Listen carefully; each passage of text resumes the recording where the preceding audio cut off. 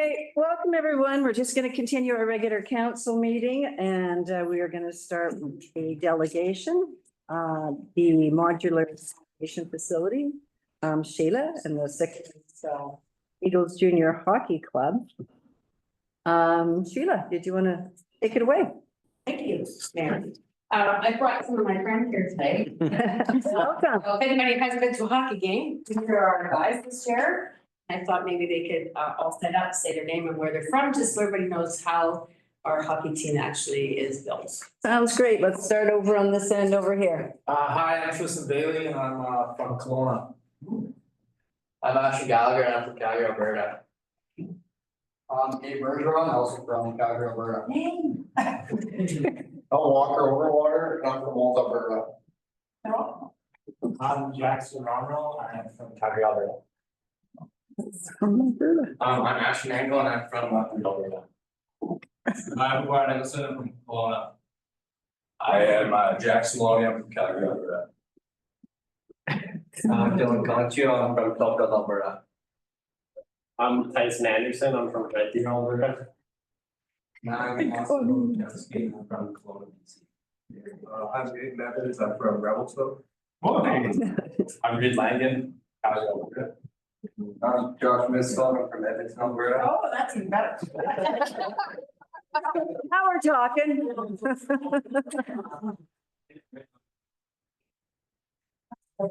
I'm Bill Collin from Revelstoke. Clayton Gilmore from West Kelowna. Next material, and Declan. Kel Svensson, Calgary, Alberta. Sean Webb, Armstrong. Thank you, guys.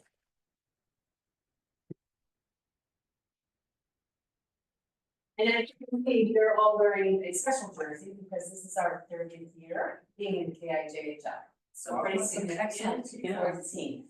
So I'm not gonna ask them to stay because I know they want to watch a hockey game, but I thought it's important they always beat them. And they have just cinched a spot in the playoffs, so I. Congratulations. Good job.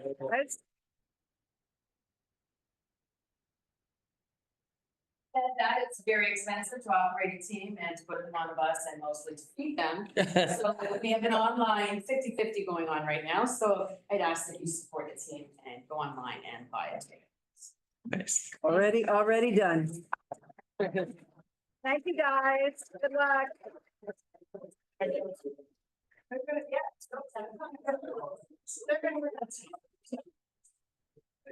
This one here wants you to see his number on his jersey. Which one, Bailey? Hey, 10. A 10? Oh. There's number. That's number.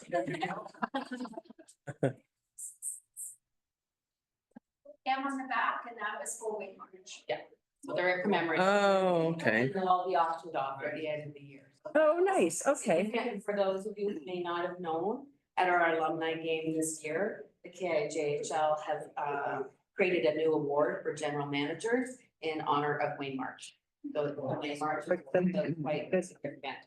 So as you can see, we've had all these fellows here this year. It's been an experiment for us. And I've had the nest for several years, and now we're back to billet homes. And we're realizing we're probably going to need a combination of that. Many of those kids that you saw live out of our province even. Some of the ones that weren't here, the ones that live home because they've gone home today. But we only have about 6 players that are living in their own homes. Next year, that's going to change significantly again. So we were considering looking at a hybrid option and using the next council lines to work with us on that. We were facing empty last year. We also know there was struggles to try and rent it out and have the right combination of the integrity of the building. So we have all talked as a board, and some board members are also here with me tonight to discuss how we can make this work for all of us. And what we're suggesting is that we actually will take over the responsibility of that building on an annual basis, that we will probably only house 10 boys in there, because that was by far one of the most challenging things is the lack of privacy, lack of space, and you know, that just makes it uncomfortable. So if we had 10 in and we could probably find 15 out, that would be great. And then it would be for the full season. So starting in September right through until, well, if they're successful into March for the playoffs, and could be even beyond. But in that off season, that we would do everything that we can to bring other activities and usage to that building. So it could be camps, it could be workshops, it could be brainstorming sessions, this could be offsite meetings, and that we would manage it. Obviously, it's a financial situation for all of us. So what we were proposing is for the first year that we would pay $3,500 a month for the duration of the time that the team is in there. So that's half of what we paid for 20, so it works, because we still have to feed them. There would be a big screening process to who would be in there as well, but they would also be managed, and we would see to have somebody with. Well, so we can do that. They wouldn't necessarily cook for them, because that was expensive, but I'm sure we can figure that part out.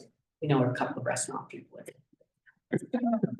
And then the rest of the time that we would split whatever revenue we could actually generate through there. That year. Now, keeping in mind, I know that there's already been rental agreements made. So we would not look to start this until July. So that we could allow that to be satisfied and not interfere with all or whatever else is going on, because we certainly don't want to disrupt the flow here. But in the meantime, we can start to generate some, hopefully annual revenue if we can encourage people to use that facility on an annual basis. So that's pretty much all we have to ask. And we'll leave it. If you have any questions, I'm happy to answer them if I can. Council, any questions? Councilor Rich? I just want to put a shout out to our hockey moms. So we got Jamie, Trish, Sam, and Sheila, who none of them have any kids on these teams. So that support these boys, and this is completely nonprofit, and I hope that everybody knows that Eagles are nonprofit. And just, I am so thankful you're in our community. I don't know anything else in this town where you get 300 people out on an annual basis. So every Friday or Saturday, if you go to the arena, you're gonna have 250 to 500 people. And there's nothing else that we have in this town that does that, and I appreciate you guys doing that for us. So I support this. Releasing as a nonprofit, I think that's an important factor, because Yeah. that makes it possible for us to apply for things that they may not be able to. You want that.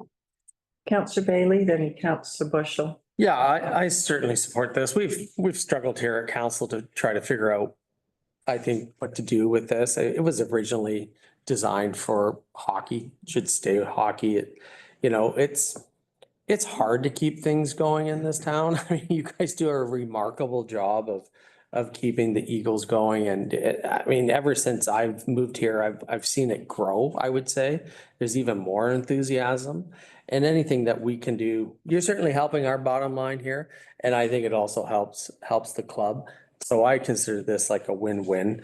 And I just think that whenever we can partner with groups throughout the town, like the Eagles or other groups, to better the town, then it's what we should be doing as a council. So yeah, I really like it and look forward to it. Excellent. Anyone else? Councilor Bushel, go ahead. Chair, thank you.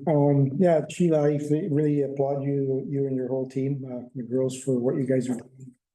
And I fully support, leasing it out for an annual basis. It's pretty sad to see it sit there for a whole year, not being fully utilized. So yeah, to get the team back in there and then use it in the summertime for camps or whatever, that would be wonderful. And have it managed by you guys. That would be great. Thank you. It's great if we can get some kids to get the experience of what it's like as well. So by hosting sort of hockey camps and skills, we can utilize that. So they get that experience as long as there's parental guidance in there, et cetera. But I mean, we have 25 young men that come to this community. Their parents come here. They're staying weekends, overnight in our hotels. They're eating in the restaurants. A lot of them have got a real soft spot and want to come back in the summer. Most of these boys all get to go out in a houseboat that Twin Anchors provides to us at the beginning of the year. So for some of them, that's the first time they've ever been out in the lake. And then they get to see a houseboat. They were pretty impressed by that. And I know a lot of them share that with their parents. So there's a lot of curiosity and a lot of potential for money to be brought back to the community by having this hockey team sustainable here. This also makes us very unique because no other team has got the potential to do something like this. And And it was very highly recognized when we were scored not too long ago, what a great asset the nest could be. But I think it took us all time to experience the nest to figure out how it could be better and not make us all, a little bit crazy. Understand it, so Absolutely. it is a great opportunity, I think, for us and for the community. Counselor Beach. Yeah, I love what you're doing. I think it is great. Eagle's Nest was a good addition, but to have you guys managing it and promoting through it, it's just gonna be a real asset all year round now. The use in the summer that you can muster betwixt all of you, good for you. I'm really proud of your It's a team. pride, and like I said, it's an opportunity to Yeah. share revenue, so. Absolutely. It's a win-win situation if that building had sat there, and I mean, our boys have all looked over it. There's a few of those boys that you saw tonight lived in it last year and were disappointed they weren't going back. And now they're all turning 20, so they can't go back. So they're a little bummed out, but they're very supportive of the players that are coming next year and telling them what a great experience that Yeah. is. But it's also a privilege, and we want them to understand that too. That's great. I agree. I'm glad that the Eagles are back in it because that's what it was built for. So, yeah, I support it as well. Counselor Bushel. Yeah, I forgot one thing, Daryl, just to put it on your list, I did talk to Todd and at Twin Anchors and Nigel at TA Structures, and they'd be happy to come over and take a look at the leveling and all that. And the soffit or the downspouts and that. So, yeah, they're anytime, just pick up the phone, they'll be there. And when the public works come put those cages back over the thermostats too. Hey, let's take it. Noted. Bianca. Guys, there are two things. Oh, we do have Levi DeWitt on the Sycamoose Eagles from Sycamoose. Just a little, yeah, just a little plug there. It's my cousin's kid. And second of all, just for staff, if we could just get a resolution just to direct staff at this point, and then we can work with Sheila and get this in the 2025 budget, because I think this will help us a little bit. Yes, it will. So. Counselor Evans. Yeah, I just comment through the chair. Once a month, the boys have been having dinner at the hub. And they, you don't know they're there when you get there 4 hours later for youth. So they've been very great that way. And excuse me, I'm very excited about this. Thanks for doing this.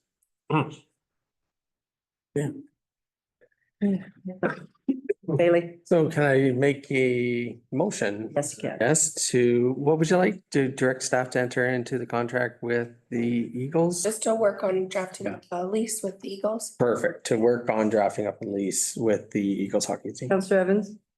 Seconds that. Okay, any more discussion on that? All in favor? Any opposed?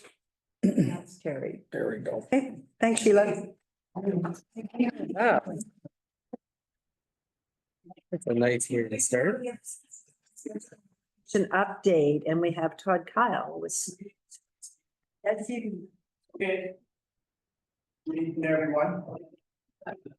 So just to give you guys an update on our sneeze group, which is the channel owners along the Sycamoose Narrows. I'm not sure, did everybody get a chance to see the Sycamoose Narrow Environmental Enhancement Report sent out? So I'd like to just start with that. The DOS, you guys helped pay for this, or paid for this. So it's important that we still in draft, because we want to get any input from you guys before we signed it and finished it. And then I'll just go on what we're gonna do, what the next step is after this. Is there any questions on this right now?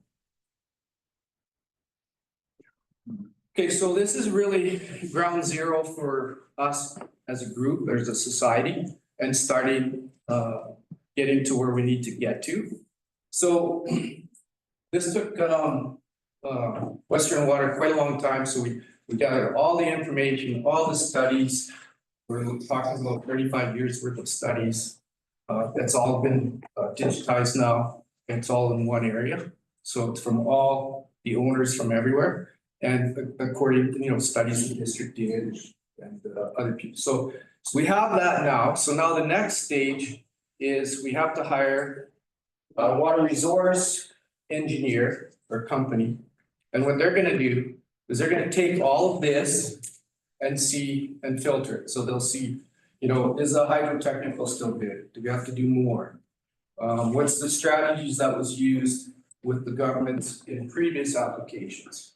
And so we've entered into an agreement with the water resource engineering company. He actually is working on the bridge here too, so he's doing all their water work. So we've entered into agreements, Sneeze entered agreement with them, it's another $10,000. But Sneeze is paying that one. DOS paid this one, Sneeze membership's gonna cover this one. So once we have those two meshed together, then we'll be able to go to the regulators such as DFO, the province, First Nations. And we'll have the plan of, you know, what it's gonna look like. You know, what more studies do we still need to do? What areas do we dredge? What areas are gonna benefit dredging? What areas wouldn't? So the engineering part of this project is the bigger part now. And so that's what we're working on. We've already started the work. He's got a team put together and he's looking over all this stuff already. And so as we get more and more information, we'll keep updating you guys as where we are to before we meet with the DFO guys. Because DFO is gonna be really DFO is gonna be the guys we're gonna have to talk to. I know that the mayor and Daryl, the CEO, we did meet with some senior DFO guys on a Zoom meeting, and it wasn't that spectacular. It's quite interesting that they feel that the Sickles Narrows is a really important fish habitat, but they don't have anything showing them that. And they don't have any funding to help keep it an important habitat. So they don't have any funding that would keep habitat in good condition. They don't look at that and they don't care about it. And they have no offers for us to help us with this engineering aspect of it. So it was quite surprising that, you know, and same with the province. We talked to the province. Do they have any funding to help with you know, a plan or Sickles management narrows plan, or, you know, how we should continue on? No, they don't. So finally, gonna be stuck that we either gotta look for it or everybody's gonna have to ante up. We're not sure. But we'll get to a better pricing once this engineering for, you know, figures out where the areas are, what we can do, and what we can't do.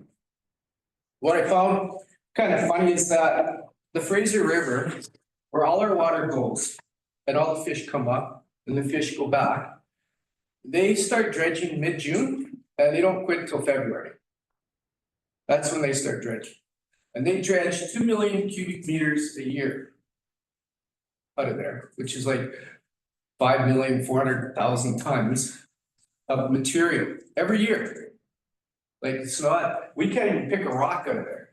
So, you know, it's a problem that we gotta get fixed, and I think we're on the right track. It's just gonna take some money and time, and with your guys' contribution and now with Sneezes, I think we're getting there, but still a bit of a process. Yeah. Any other questions? Councillor Rich. Through the chair. Todd, first of all, thank you for what you're doing here. I think this is huge because it just, like, someone had to take the lead and it's amazing for our community. My first question would be, like, should we be putting money in the budget for you guys? Because I know 5,000, we're looking at ACT out, but going forward, should this be something where we're talking about it in financials? I mean, you've sat on council in your past. And honestly, I think for what we're getting, our value for our dollar is pretty good. Like, I think you're doing much more than if we had to start hiring lawyers and having you guys do it on the outside. But is that something we should be looking at as we go into our last financial meetings? I think it wouldn't hurt. Okay, you got a number? No, I don't have the numbers, but it's, you know what, there's gonna have to be more studies done, not actual studies, but more scientific studies, not paper studies like this, but the actual, you know, do we have to do more hydrology? Do we have to do, you know, what's the flow and ebb, what's the wind and wave? Those, we're gonna need more of that, so we're gonna need more monies, and that's what these engineers are gonna come up with. And once we do that, then we're either gonna have to go for grants or you know, I know that one area in West Kelowna, the city is paid for the dredging, but then they're taxing them back, you know. So there's different ways we can do it, but, yeah, it's something that should be looked at for budgeting for sure, because it's a problem. No, thank you. Solution. It's a Yeah. solution. Mr. Bushel. Through the chair, yeah, Todd, great work on this. I went through it very thorough and it's really good information in there. There was one engineer hydrologist, Wim Velman, who actually came out with Brian Scott and Scott and Associates, and he was involved and he was more so in the dredging part of it, where he's done a lot of work in Calgary with the flood in Calgary. He's kind of like world renowned for his company for hydrology. So he was involved in our program as well. And I haven't seen his study in here, or I haven't seen his study. I think there's a copy of it. I did talk to Stephanie about that. Okay, So she does have it, but I'm not sure why it's not in, but I'll ask her. so I do think, and I agree with Siobhan. I mean, the channel is it's a magical place. We just haven't, taken care of it. Like, I shouldn't say we haven't taken care of it. They won't let us take care of it. The management plan that's in place right now is a 1989 Sycamoose Narrows management plan that's never been updated ever. If it's such a pristine place that, they want to use this plan, why can't it be updated, right? And they have no money for it. Yeah, and that's the other thing. So we're hoping, the dredging is one aspect. The other aspect is to come up with a management plan for the Narrows, which there isn't one, like you said, it's from 1985 to 89. So, this will also, we're gonna develop a management plan out of it that could come to here to the district. And then when we're applying, landowners are applying for stuff, they don't need to do a wrapper and they don't need to do an environment management plan. Each of us are all doing that right now. It's costing a fortune. They'll just be one. That'll just cover that whole area. Yeah, good work. So it's time. The other thing we did is we did submit a letter to the ministry. I'm part of the SNEES, which is all the owners on expired foreshore leases. So we've given the ministry 30 days to respond. And in that letter was pretty blunt that if they don't respond in the 30 days, then we're gonna start legal action. So we've been sitting on expired foreshore leases from anywhere from 6 to 10 years. We got millions of dollars of infrastructure on those foreshore leases with no lease. So it doesn't work. It's undue hardship. And so we need to get that fixed. So that's the next push. Councillor Bailey. Yeah, maybe you can talk about that a little bit more in terms of why they have not done the foreshore leases. First Nations, But is there any other official reason why? that's the only reason, First Nations. I told in the meeting in September 2024 that they can't just make any decisions on the Sycamoose Narrows until they know what they're doing with flat seam, and that's their cumulative effect.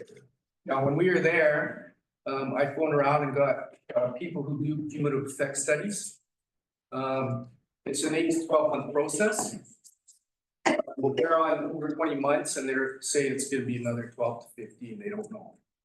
So, it's not time immemorial. We don't have time immemorial. We gotta pay our taxes. We gotta move on. We need to do maintenance and stuff on these docks and this infrastructure. And who wants to put a whole bunch of more money into infrastructure you don't know you have to put on? So it's tough for us, right, as owners. And maybe if you could, because I don't think a lot of people understand the implications of this, like what effect is this having on those businesses in the channel? Well, huge, because again, for me example, I'm trying to take a commercial foreshore lease, put it into a residential, they won't look at it because of the NOI. I'm trying to move my docks around and add some fingers inside my tenure, they won't look at it because of the NOI. We're trying to get our foreshore leases renewed, they won't look at them because of the NOI. So it's a big problem. And we're the upland owners, regardless of what First Nations is dealing with them, we're the upland owners. And so we have first rights on that foreshore under the Land Act. So, there's a problem. And we gotta start being more vocal. We haven't been, we've been sitting in the weeds, in the canary weeds. So we gotta get out and start being vocal as landowners and what we need to do. because, and that's what we're doing. It gets started. Well, and maybe just to add to that, it's affecting the business itself. You can't move forward with the business. You can't get, you can't get financing. You can't, it's basically slowly killing the businesses. Yeah. Making it tough. It's providing undue hardship. And I don't think a lot of people know that, because some of this stuff becomes very technical and it gets, you know, mixed up in a lot of things. But the end result is we have numerous businesses in that Narrows and the channel that are under duress, and it seems to be no work moving it forward, right? You guys have done all the paperwork, you have done all these things that you're supposed to do, and then it goes into a government black hole that almost seems like it's designed in a way to draw out the success. Yeah, and the other important thing for us too is, as owners and people who are using it is the, you know, the habitat's gone from high to low. And we can make the habitat better. We've been told that by engineers and these biologists have told us it's not great habitat there anymore. So the dredging will bring that habitat back. That's gonna be part of our argument when we talk to DFO, but we need the science behind it, and that's what these guys are gonna do. Correct. And just to add to that, when we met with the ministry on, what day was that? Monday. Monday. The NOI, has no effect on renewing tenures or, I know, section that's what it 11s. says, but that's not what they're doing in that ministry, right? No, but they actually, the deputy minister and her team literally said the NOI has nothing to do, nothing to do, that permits will still be issued. But here we are, waiting for permits and our businesses and the economic impact on the district of Sycamore. So again, you know, and thank you for what you're doing. And I'm, everyone sitting around this table as council, we have your back and we will support this. Yeah, it's good And- partnership with you guys for sure. Yeah, for sure. But, you know, it's important. It's important that, you know, and for many years now, we've been talking about the fish habitat and to address the DFO when we asked them point blank. So what happens when the fish can't, and critical fish habitat, the channel is critical fish habitat. What happens when they can't get through it? Well, what's the DFO doing if you're calling this critical and they're not doing But anything? they don't know it's critical, like, the last fish study was done in 1993. Okay, that's the study they go by. So when we put in an application, when we do an environment management plan that we submit to the province for anywhere, they're going by a 1993 fish study that said it was high. That's the last one. And as you know, DFO isn't doing any studies on anything. All they are is a regulatory branch that signs permits. Yeah. Right?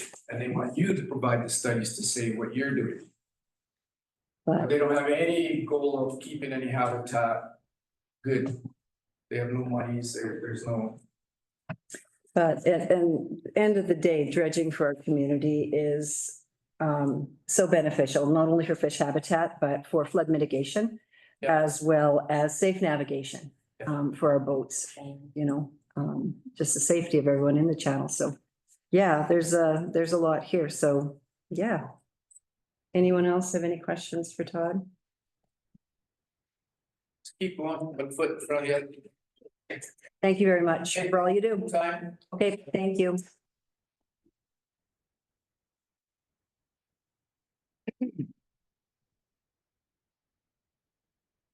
Okay, moving right along, we have short-term business licensing fees. Igor, I cannot pronounce your last name and I don't even want to try. I apologize. So Igor G. Oh, yes. Come and fill in when you. And this is Shuswap Beach Vacation Rentals. Yes. Go ahead.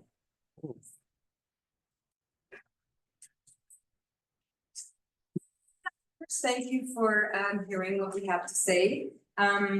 We've been in business here now for 4 years in the area and with Shuswap Beach Vacation Rentals. And the previous owner before us was in business for 17 years prior to that. So we've been a longstanding business in Sycamore, bringing lots of renters to stay in about, we usually run at about 40 units.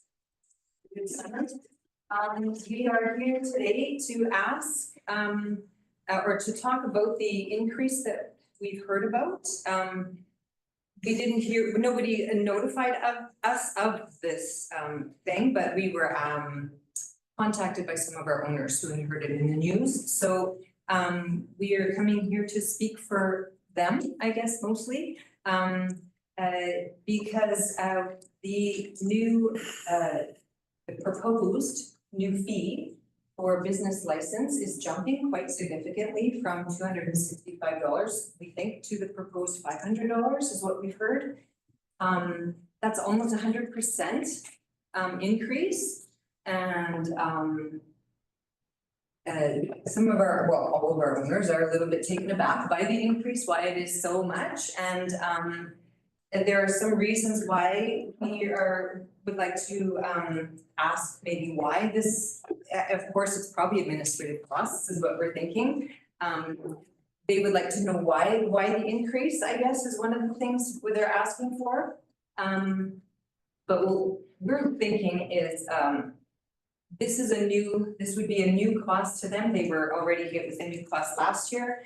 And now I'm sure all of you are aware that the province is also asking for a permit fee and a permit to be made to register for the province as well, which is also taking with it another hefty fee of $500. So in the end, some of our owners, which some of them only rent out a couple of weeks in the summer, that's a pretty big chunk out of what they make, you know, like to go from maybe a $3,500 check to a $2,500 check at the end of the summer for them is quite a grab, I guess you could say, in their opinion. And for those owners that aren't renting out that much, that is quite a percentage that they're losing for their costs. You want to say something?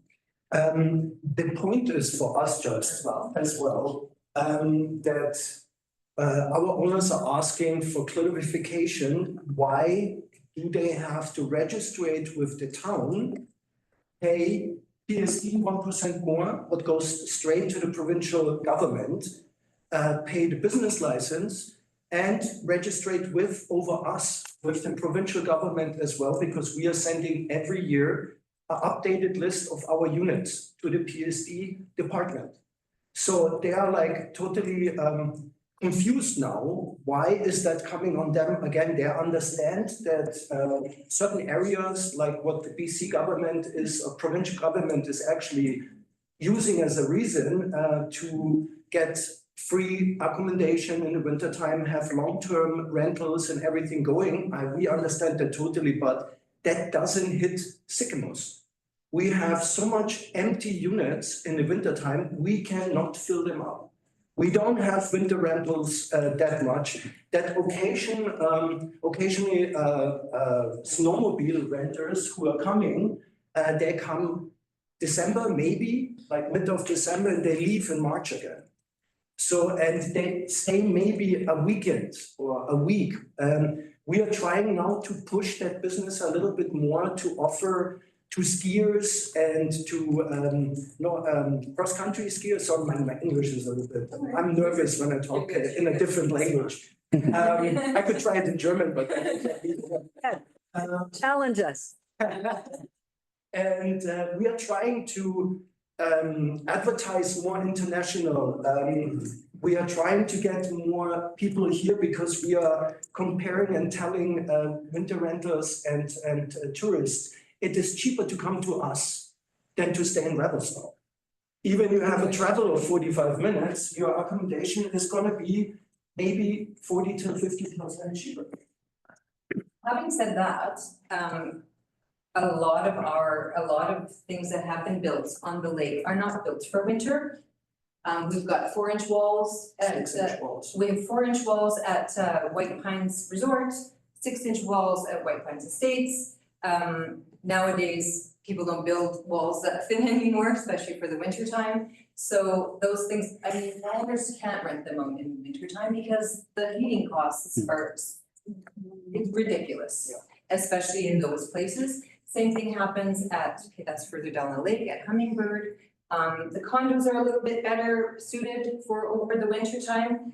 But again, it's a summer resort and that's what, and the people that buy them, they actually buy them for them to enjoy as well. So this isn't like people buying a unit and then leaving it empty and we then take care of it for them. They're usually spending a good 3 to 4 weeks themselves at their place. So the whole long-term rental to try and entice people to long-term rent doesn't make sense in this community from what we've seen over the last 4 years. With So, our units. yeah.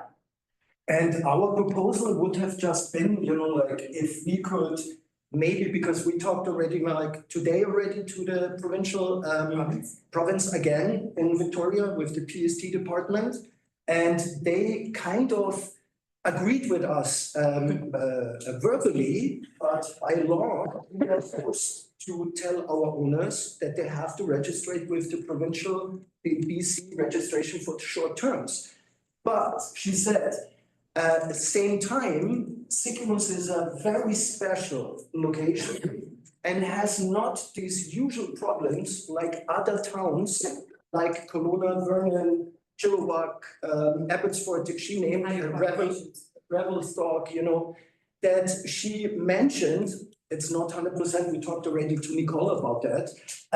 She mentioned it's actually in the hands of the town to make the decision if the registration is necessary or not.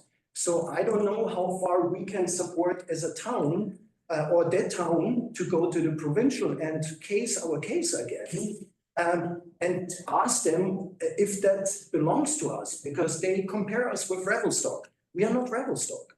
We don't have summer, we have only summer income, winter a little bit, and after that we have nothing to offer like Revelstock, like no nightlife, no restaurants, like big time. There is, we're working on that. We might gonna be in the next 10 years there, or 5 years hopefully. But comparable, we are far away from the situation where other communities have. So we were like asking if we could phase in slower a little bit the business amount of the business license here. And if we could maybe negotiate with the province, I don't know how that works in here, if we can talk to them one more If the town time. has any sway at all. Or if we should do that and then just move it over to the town. I don't know how that would be the best way to address that situation. And like lastly, we wanted to say as well that over in this area, our tourism has decreased over the last 2 years by 2%, I think, every year. So that's another thing that we have, when we went to a workshop on Monday at the Red Barn, Will was the presenter, and one of his slides was stating what the reasons are that Canadians don't travel within Canada, and why they're going other places to vacation instead of here. And the number, well, not the number one, but very close to the top was value for money. So with these increasing costs, our owners definitely will want to also increase their rates to compensate and to be able to pay for these extra costs. And there's a lot of owners that will decide not to rent out anymore, which is going to decrease our rentals even further. And there's a lot of people who say, like, we call people every fall when we start booking for the next summer, we call people that have come and offer them the spot again. And the number one reason for people not to come back here every year is the costs, that it's very high priced here in this area. And so their value for money is maybe not where it should be. And that means the area, not just the units. Of course, we try to keep the units in tip-top shape. But just, besides the boating and the boat slip, that's what, we're saying, that's why you're paying so much, because you got your own private boat slip. Well, what else is there, maybe that's something we can think about for the future, things that really can make people say, hey, Sycamus, that was great, we did this, we did that, there's, I don't know, maybe more hiking trails, or there is coming a trail, I guess, as well. So there are things coming to the community, I know, but as that's building, maybe we do a phase in as opposed to immediately, boom, 100%. Maybe we could consider that. And then consider, of course, also the province. Yeah. Thanks, guys. We have a registry here. Any questions, like we might have not even talked about the whole thing because we have a bigger list, but you know, that was the most important part, to just make it short and. Nicole, I'm gonna ask you, is there an opportunity to opt out of the provincial charge? Sorry.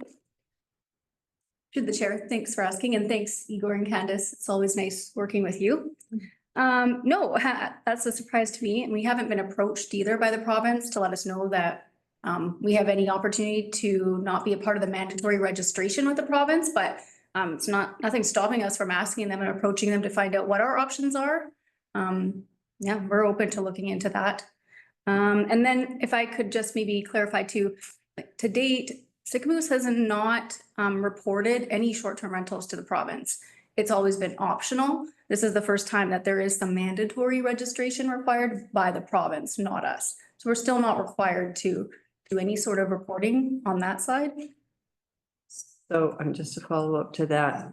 Is that because I know there's a population requirement that, 10,000 and more? Is that because we are a smaller community that we don't have to report? And are we exempt maybe from this and we don't know we are? Yeah, through the chair. So yeah, Sicamous hasn't opted in to be a part short-term rental program. And yes, we are below that threshold of 10,000. Anyone else? Councillor Bushel? Yeah, through the chair, when we were going through the budget process and we were talking about this rate and we asked the same question about the province and what, Duncan, I think we were gonna check in to, find out if they're charging their rate and we're gonna be charging them our rate. Did we get an answer from them? Sorry, no voice coming out. So because what we were saying was we still had training to do. So like me, Nicole and Sarah took part in that training. Yeah, it's a totally separate registry. And from what I could tell, from what it sounded like, they didn't talk about an opt-out options, totally separate. So. Councillor Bailey? Correct me if I'm wrong, didn't we voted on that motion? Did we not? Which one? To increase it to 500. We've done 3 readings. 3 readings. And it's on here for adoption today. On adoption, yes. Yes. Yeah. Based on looking at what other municipalities are paying, that was the main thing when council first brought it up at the December 10th finance meeting. Staff was directed to look at what other municipalities were charging and to bring it to council for options. Yeah. So, and that did come back to, we are comparable to other communities. Councillor Beach? Through the chair, and so we don't know whether we are under we know that population wise, we're under the provincial requirement. So the 10,000 is kind of separate from the registry. It's making communities restrict where people can have short-term rentals. It's a ban. If I'm wrong, like Salmon Arm, for example, is falling through this now. And they're also falling through the speculation tax. Like they're kind of honing in on the bigger communities first. Who knows if it'll roll out further, but they're doing it to the large communities first, unless your occupancy rate is a certain amount. And then I don't know if you can opt out or then it doesn't apply. I think you can opt out if you have reasonable rental occupancy. Then you can opt out, but other than that, it's for 10,000 plus populations. Okay, Sarah, then Councillor Rich. Through the chair, I was just gonna say the 10,000 threshold is for the principal residence requirement, and it's like the minimum, and then local governments can be more restrictive in how they regulate short-term rentals, and there is an option to opt out. And it's actually, I'm just double checking, if the So they can opt out of that if the community has a rental vacancy rate of 3% or more for 2 consecutive years. So that piece is not tied to the registry. The registry is required for all short-term rental operators in BC. Councillor Rich. Yeah, through the chair, exactly what Sarah said. So I mean, 10,000 and more, that doesn't affect us. What we could do is opt in and say we don't want short-term rentals, or we could charge this much. But with the new registry that has just come out this last 2 weeks, is everybody pays that that's doing a short-term rental. That's not, they're just totally separate things. And Sycamoose has not opted into the under. And we're not a resort town, like there's a couple rules, but we haven't addressed that at all with our housing. But with the new fee, which is about $500 provincially, that's everybody who has a short-term rental in BC, and we can't opt out of registering. So if you, like maybe Nicole, you can address that, but if we have short-term, like we had to register our short-term rentals, I believe back in April, and everybody had to be, and then everybody had to be registered, right? Like that was up to us. Is that correct? Through the chair, I guess you mean business licensing? Yes. Yes, yeah, because we just recently, yeah, I guess when we say recent, a year and a half or so now of that. Yeah, you're correct. Yeah. So there's kind of 3 different things. There's like 3 different levels. Yeah, I don't know if this is going to help at all. You know, we're just voicing what we can voice, so we have to kind of leave the powers that be, but definitely, how this is gonna hurt maybe our business in total is that we are, if it's $1,000 a year for people to register their businesses to or their short-term rentals, we will have owners that are just gonna not rent out anymore. I know of at least 4 or 5, so that's 4 or 5 units of ours, we have 40 units, that's a pretty high percentage of our income that kind of goes away. So, yeah, so my other point was as well to say, you know, to at least give us the chance to up our prices. You know, to accommodate these new incurred costs, it's quite a shock, $1,000 suddenly, like. Our owners will, of course, across the board ask for us to increase their prices to absorb these costs. So yeah, it would be nicer. I know that how the meetings work don't jive with how we do our bookings, but most of next summer is already booked out at the prices that we offered before we even knew about these increases. So that brings us a little bit behind the 8 ball, and we can't then, you know, our owners are, well, we have to raise our prices. Well, I'm sorry, this summer you can't, you know, and can't do that to a renter. $100 more, or however many, you know, it's gonna be $100 more at least. Okay, thank you, Councillor Bailey. Yeah, I guess just a question, because I'm a businessman, but I'm having a hard time just going, the $500 is what's gonna put somebody over the head, like in terms of not wanting to rent it out. I mean, wouldn't it be better if they just tried to rent it out for some more weeks? You know, these things happen in business all the time where my cost goes up every year just running restaurants Yeah. on a provincial fee basis quite often, right? It's, and they never ask me about it, right? So they just tell me, but you know, why would $500, or actually, we're talking about 250, right, on our side? 750. Well, no, but we only raised ours by 2, we can only do what we can do here, Yeah. right? Why would that be threshold where people would just decide, like, it doesn't seem like a lot of money where you would just. I can only tell you what the owners told us when they contacted us end of December, asking that they heard property tax is gonna go up from 4.4 to 4.9 or something like that. Oh, we haven't quite decided. Yeah, yet. it's something, but it's an increase of money. That's in the news. Then, yeah, and then now the business license to $500, what only started last year. They thought, like, you know, some owners even said that they heard at Sycamoose town that it's gonna be 2 years not raised up because they just started with it. What I never heard. So I just said to Nicole one time, I heard that from my owner, they were like mentioning it. But if they want to prove it, they have to go to Nicole and prove it with an email or talk to her. because I'm the wrong person to talk to. But you have property taxes going up, you have electricity going up, you have tariffs coming now from the Americans, you have business license going up, you have registrations for BC. Some of these people, especially when they're from Alberta, like our hockey team, 90%, they feel ripped off. You know, like they think we make the money, that we put it in the pockets, and they get really upset. The BC owners, we have no problem with that. Because they live in Vancouver, they live in Chilliwack, they live in Abbotsford, they know exactly what's going on.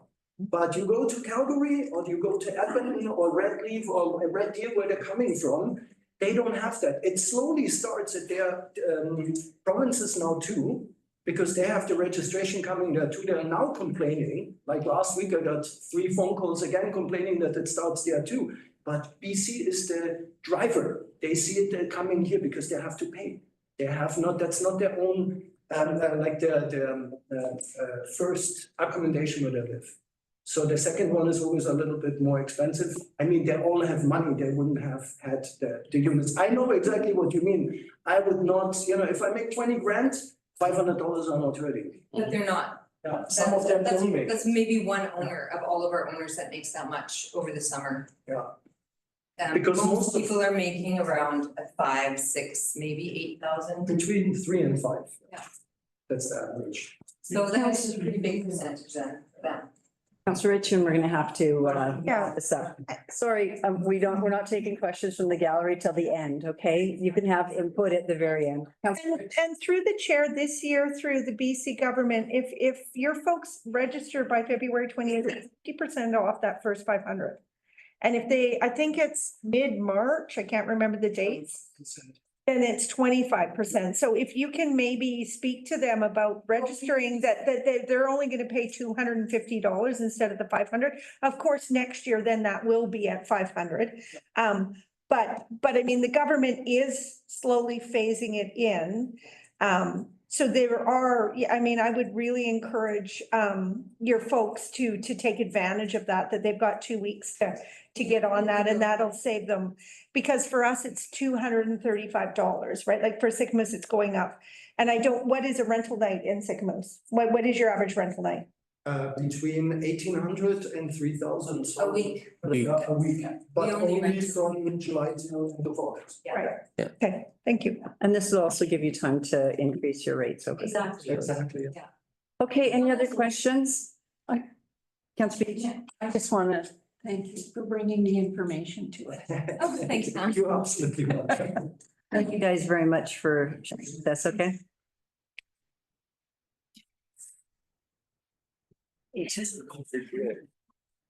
We are going into bylaws and policies, District of Sycamoose Phase Development Agreement, bylaw number 1087, 2024 adoption. Recommendation that Phase Development Agreement bylaw number 1087, 2024 be adopted this 12th day of February 2025. Did I get a mover? Councillor Bailey, Councillor Evans. Nicole, do you want to speak to that, please? Yeah, through the chair. I have slides, but I could also offer a summary of what we're looking at tonight. So this is the adoption of the phase development agreement for 222 Temple Street. And this agreement ties the developer to improvements in front of 222 and 224 Temple Street. And then it also allows the district and the developer to review what commercial land looks like through construction and ultimately full build out. Do you want me to go through the slides or? I don't think so. Council, do you want to go through the slides again? Oh. No? Thank you. We're good. Okay. Council, any comments or discussion? Okay, we'll just call the question. All in favor? I don't see Malcolm. Any opposed? Okay, it's carried. Fees and charges amendment bylaw number 1102, 2025 adoption. A recommendation that the fees and charges amendment bylaw number 1102, 2025 be adopted February 2025. Could I get a mover? So Evans, Councillor Rich, Bianca, is this Bianca? This is me. Okay, thank you. Okay. That clicked on the wrong thing though, so that is not me. Here we go. So this is the changes to the fees and charges bylaw. Probably the hottest topic on here is the increase to short-term rental rates. which we just spoke about, so increasing from $265 annually to $500. And with the adoption of this bylaw, business licenses would be processed and printed tomorrow to be out by the end of the week. For that change, the next changes, recreation fees, we're just cleaning up the bylaw. Water and sewer, so on our first readings of this bylaw, we had our metered rates in there. Council chose to take those out for now.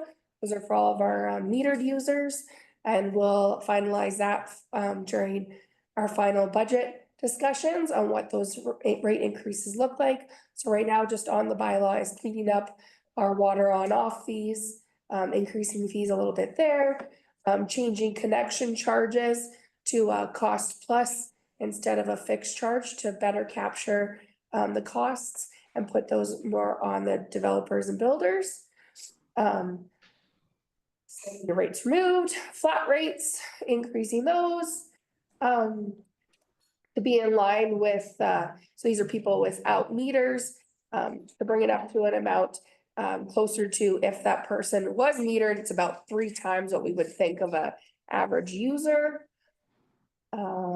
And yeah, some small changes to emergency call out rates. So the big one in there is our business license fees. And there was additional correspondence too included in correspondence related to some short-term rental owners that are not very pleased about the increases. We haven't had too much positive about it, to be honest with you. So, and just to note, so if this bylaw is to get adoption, so we would be sending out business license invoices tomorrow, is we're gonna get everything printed, so out by the end of the week. Usually we wait until we get payment and then they'll get their actual copy of their business license. Understanding that the registry is happening, we're gonna try our best to any email addresses we have, we're gonna try to just push, make everyone aware via email. We're not super well set up for email, but we're gonna try our best. And yeah, to just really try to get those licenses in everyone's hands for the registry. So, yeah, that. Thank you. Council, any discussion? Councilor Rich. With the meters, Bianca, how many folks do we not have on meters yet? There's about, I want to say around 55. And do we know why they're not? Mixed bag, varies. Some people hate having a meter on their property. It's kind of like a privacy thing for some. Because we have made it that right now, and this is one thing that we'll look at when we look at reviewing our doing utilities. Right now, you're the one responsible for paying the plumber, purchasing the meter, putting it in. A lot of municipalities, that's a part of your fee, is that meter. So like the district actually owns your meter. And if something goes wrong with it, we pay to fix it and we incorporate that cost in what you pay us. So that might be one other reason they don't want to get a They're plumber about in. $300, aren't they? Yeah. Okay, thank you. Anyone else? Councilor Bushel. Yeah, I just wanted to touch base again on the short-term rental part of it. I know why we increased the fee. We have a housing problem in Sycamores.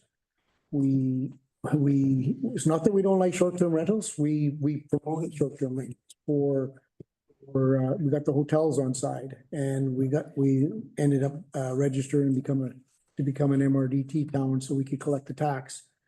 But I do, it's just not fair what the government is doing is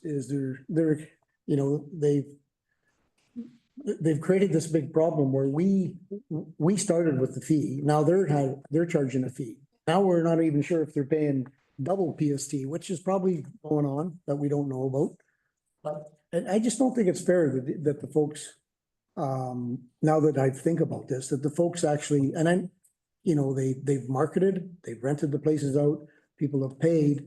And yeah, we are, you know, we give them notice about short-term rental increases, but those places are mostly booked off last year. Wanted to, you know, I know where you guys are coming from. It's really a tough thing. We still have a housing problem. The hotels are, you know, are struggling right now.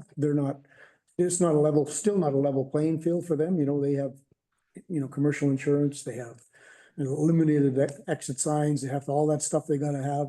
And it's still not quite the level playing field. So I feel where they're coming from and where you guys are coming from, but I want to ask Dean, you guys down in Kelowna were 345 for short-term rental fee. Did they have plans to increase it? My understanding is yes, the rates are gonna continue to rise in Kelowna as well. They're a little different in that they fall in the registration with the province, and there was a whole host of different things, and about 60% of the people that had short-term rentals in Kelowna lost that right. So it's a very different sort of scenario. So most of the short-term rentals, we had whole developments that were intended to be short-term rentals that lost that ability just overnight and had no opportunity for appeal. Any opportunity for appeal with the province was only given verbally and then never occurred. So it's zero tolerance for it. So it's a very different scenario in Kelowna. And the bigger communities over 10,000, it is very different. Mhm. Okay, thanks for answering that. And yeah, so I just, you know, basically my thought is that, you know, it is a shocker for them. They have a $500 fee they gotta pay, plus another 200 and something dollars of ours. And yeah, it's a little bit of a shocker. And I don't know if there's, you know, any way we can look at it or any way we can, I know we're ready to send out the bills and everything like that, but is there any way we can look at it in a different way? I don't know. That's just my comments. Thank you. Councillor Bailey. I mean, the only thing that kind of goes through my mind on this is like, I take the point. I mean, I don't think it would be enough to make me stop renting, but you know, everybody makes their own business decisions. The only thing I could see of value here in doing something to incentivize people to actually do the business license, to register the short-term rental. You know, we know there's short-term rentals in Sycamoose that are not registered. We want those registered. I like when people follow the rules, like we want people to follow this rule. I do wonder, the only thing that goes through my mind is, are we creating an incentive for you not to follow the rules as we get those fees up a little bit higher? I don't know if we necessarily will. I take your point, like I understand doubling of fees happen, but I think the bigger part of the problem here is that the province is now kind of coming in as well and saying they need money. So here's another $500. I mean, it was supposed to be exclusively something for the municipality to administer. And now the province, I guess, well, province needs money, right? That's why they're really doing it. So there is a bit of a double hit there. And I think we're at adoption. So if we change anything on this, then we have to go through the whole process all over again. Is that correct? Because we're at adoption, it would have to go through first, second, third. Yeah, I'm looking just for someone to answer that. We're saying third reading. Yeah, Third reading is amended. and then come back. For the next meeting. Councillor Rich. Chair, I support short-term rentals in our community. I think they bring something else that our hotels don't have, that you can take 8 to 10 people into a house or into a condo and have a pool where our hotels have different things that are offered. So I think we can have both. I don't think it's a fair playing ground with our hotels right now, with the short-term rentals. And I think we also have to remember for Sycamoose, we can't regulate province, federal. We're talking $235 for Sycamoose. That's what we're talking, and that's what we need to remember. So we can't worry about what the province is doing or what federal may do on a different level. So absolutely need our short-term rentals. We need them to operate as legal businesses, and we need them to bring what they do to our community within our rules and making it fair to our hotels, but still paying their fair share. So I know that we go, it's 100% increase. It's $235, which is dinner out. Honestly. So I'm supporting this. I think we need to move it forward. I am going to support this as well. What we hear from our hotels is there's not enough heads in beds. So, I mean, we do need to support our hotels. They pay huge taxes. They pay huge lighting. They pay huge hydro. They pay, you know, all the staffing. There's the cost to a hotel is huge. So Bianca, go ahead. I just want to know, because I just heard some discussion about those that aren't following the rules, like don't have their business license and all of that. With this new registry, and I think with the other system they have in place. One thing I think that might be good to show, like, we are really appreciative that you're following the rules, you have your business license, is when the date comes in where this registry is solidified. Nicole, and I don't know how it's gonna work exactly, Nicole can actually put in a request that says, that we, like, this property does not have a business license with us. Nicole will know if they've even asked. Mhm. Remove it. And Airbnb has to take it off their website. Verbo has to take it off their website. So, I think, like, if we haven't sent out the licenses yet, we usually include an insert in there. If council were to want, we can also just like give a little shout out that, like, when this comes in, like, thank you for following the rules. We as a council want to take a hard stance, and we will be removing those that aren't complying. Because really, the licenses that we're sending out are for people that are following the rules, right? So I think, sorry that we had to increase it, but like also know that if people aren't following it, we're going down hard and we're taking out some of your competition. Mr. Bushel. Yeah, through the chair, can I maybe just have Bianca look into that, like, you know, we'll go ahead and pass the bylaw tonight, but look into that PST, or are they being double charged? And It's an extra, like, couple percent. From my understanding, it's the same as the hotels pay. It's the MRDT tax. That's right. Yeah. Okay, any more discussion? Kate, we'll call the question. All in favor? Opposed? No speech. I can't see Malcolm. Malcolm, can you just put in the chat?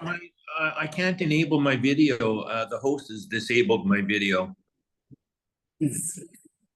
Malcolm, are you in favor or opposed? I shouldn't vote on this because I rent from Shoe Shop Rentals. Okay. Rental. Okay, are you opposed or in favor? I don't think it matters if you rent. Well, then I support it. Okay. Okay, thank you. Just Pam is, okay, thank you. Okay, revenue anticipation borrowing bylaw number 1103/2025 adoption recommendation.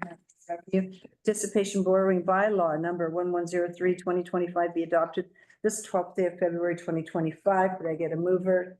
Councillor Bailey, Councillor Evans, Bianca. Yeah, just a quick one. This one, simple bylaw we pass annually, and it just lets us use our line of credit if we need to before the beginning of July, where we bring in most of our revenue dollars and taxes. So, yeah. All it is. Council, any questions? All in favor? Carried. Thank you. Any opposed? No. Okay, thank you. Road closure sale agreement, 530 and 534 Main Street. There's a recommendation that council authorize the mayor and corporate officer to enter into a road closure and sale agreement with 1286885 BC Limited for the disposition of a portion of land shown within plans 2371 and KAP 12390 on this 12th day of February 2024. Councillor Bushel, Councillor Evans. Nicole, do you want to take it away? Thank you, through the chair.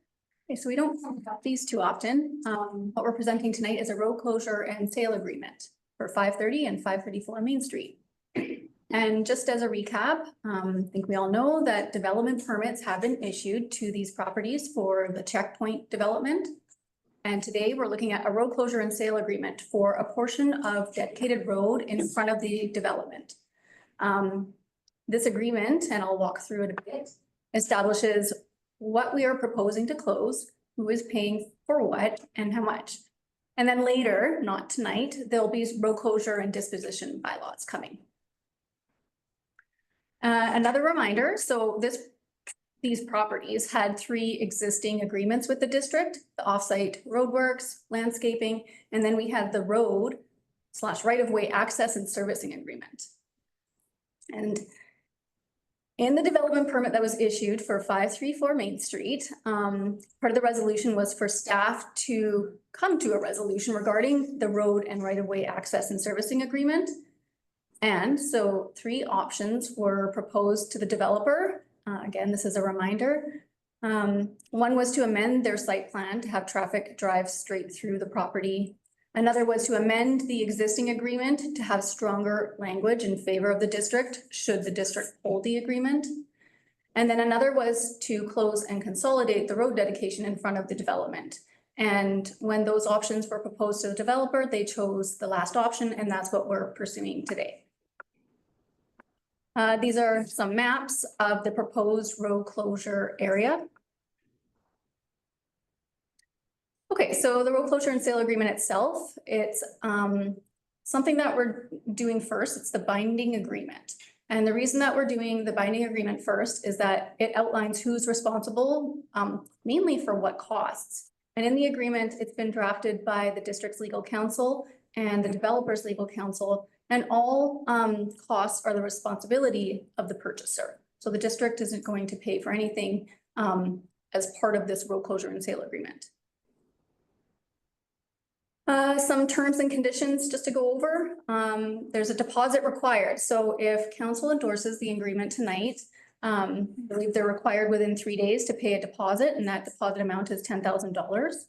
The developer is not here tonight, but they let me know that, of course, they want to know the outcome of today's discussion, and then they're prepared to pay the deposit if this is a go-ahead.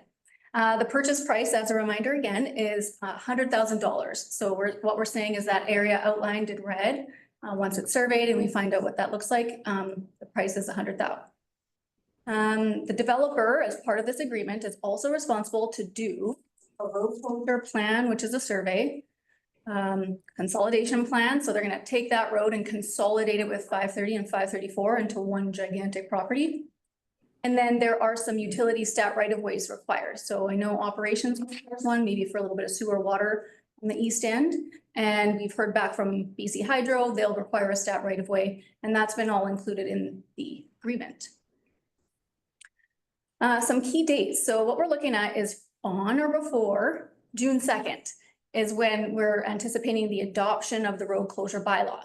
And what that means is that by that time, we would have the survey of the road closure area and then the consolidation plan and any of the stat right-of-way for the utilities. All of the plans would be produced by that date. And then on or before July 2nd would be approval of everything. And then beyond that date, they have 30 days to get it registered at the land title office. So for the future bylaws, the road closure and disposition bylaws, they'll be combined, and the surveys that the developer is going to be responsible for the cost of doing as part of this agreement will be included in those bylaws. I don't think I have anything else on those slides, Bianca. Sorry. Nope, that was it. Thanks, Nicole. Yeah. Okay, through the chair, what's the date that they have to pay us $100,000? Is there a date for that too, a deadline? Yeah, it's that on or before June 2nd, July 2nd. The full amount? Second. Yeah, here, I have the agreement. And here. that was the Second. Yeah. Yeah, I can't Or they find it. don't own it. No. No, I have it noted. Yeah, let me. Are there any other questions in the meantime? Counselor Rich. Yeah, I am not a planner, but why are they operational on our property before we've made, because if I bought, like, say I'm buying a house from Colleen or piece of property, I wouldn't build my house and then pay you the money. So I'm a bit confused why we're doing this now. When this was months ago that we talked about it, but they're operational on that property. Like, we're not pulling the property. They could never pay us at this point. Yes. So that is where my confusion is why we agreed to sell them the property at 100 grand. We don't have 100 grand. And then we're saying you can pay us in 6 months, maybe, but you're already operating. What would you? So is that normal? And I'm not a planner. To the chair, no, that's not normal. This file has been extremely difficult and long running, and there's been a lot of interesting twists and turns. I would say the decision for them to operate came when the development permit was issued and the options were proposed to the developer. That's something I've thought about myself, is what if the road closure doesn't go through, and we don't anticipate that would happen. There were other options that were presented to the developer that could still be viable. And I think the last one would be revisiting the road/right-of-way servicing agreement and making stronger language in it. And I know from our previous conversations, that wasn't exactly council's first option. Yeah, if we could say that. Counselor Beach. Through the chair, Nicole, what stronger language could we do? I don't remember what we discussed in terms of stronger language. Through the chair. And I think that was more along the operations side of things. I don't know if we even explored the stronger language. Yeah. Like we could close them down. So Nicole, I have a question. Why the 6 months? Like, if this passes tonight, why aren't we getting the cash in 2 days? No, I don't want to, I don't think any of us want to deposit. I think we're passing this. We've let them go ahead forward. So why aren't we collecting our money? Because they're running business and we've got an agreement. Yeah, through the chair. That's a good question. And it was something that we did toss around with our legal counsel. We chose those dates because, well, surveying takes time. They do need to get other authorities to sign those documents and get them back to us. In my opinion, that's already a tight timeline for this, but I think it does give them a push to complete it. So just to follow up with that, what could go wrong with the survey? Your worship, if I can interject, the issue is a matter of doing the legal process now, and that takes the time. So it's not that this is like being delayed for some other reason. It's how long it'll take for us to do the road closure bylaw, to do the legal survey. It's not that the June 10th or June 2nd is giving them more time to pay. That's how long it'll take us to formally, legally do this process. So that whole process has to happen in order to sell and dispose of the land. So we can't dispose of it today until we have it closed. We can't actually have a transaction and collect the $100,000 until we have that finished. So that process has to happen. So if that had started maybe a little earlier, that could have given us a little more time, and we'd be talking more about that. Unfortunately, that didn't start with the DP. It's starting now. Counselor Bailey. Well, I guess, yeah, this whole thing's been a little awkward all the way through. But I guess the real there's I mean, with us passing this tonight, there is a contract or something they'll be signing saying they intend to go through. I assume, I mean, to me, wouldn't make sense for them not to go through. But I mean, this is just yet another thing about us not doing things just quite right. I mean, we should have had this done before the DP, and it should have been well on its way, right? Before it became operational, because without, and we've gone over this many times, without this piece of land, that property can't operate the way it's constructed. So this was an essential piece that council came to a resolution on. Now we have an operating business and we're not at the resolution of the land that actually allows them to operate that. So, I mean, I think we just have to go through with it, but I mean, all of this should be a severe learning experience for us all on this entire project from beginning to end.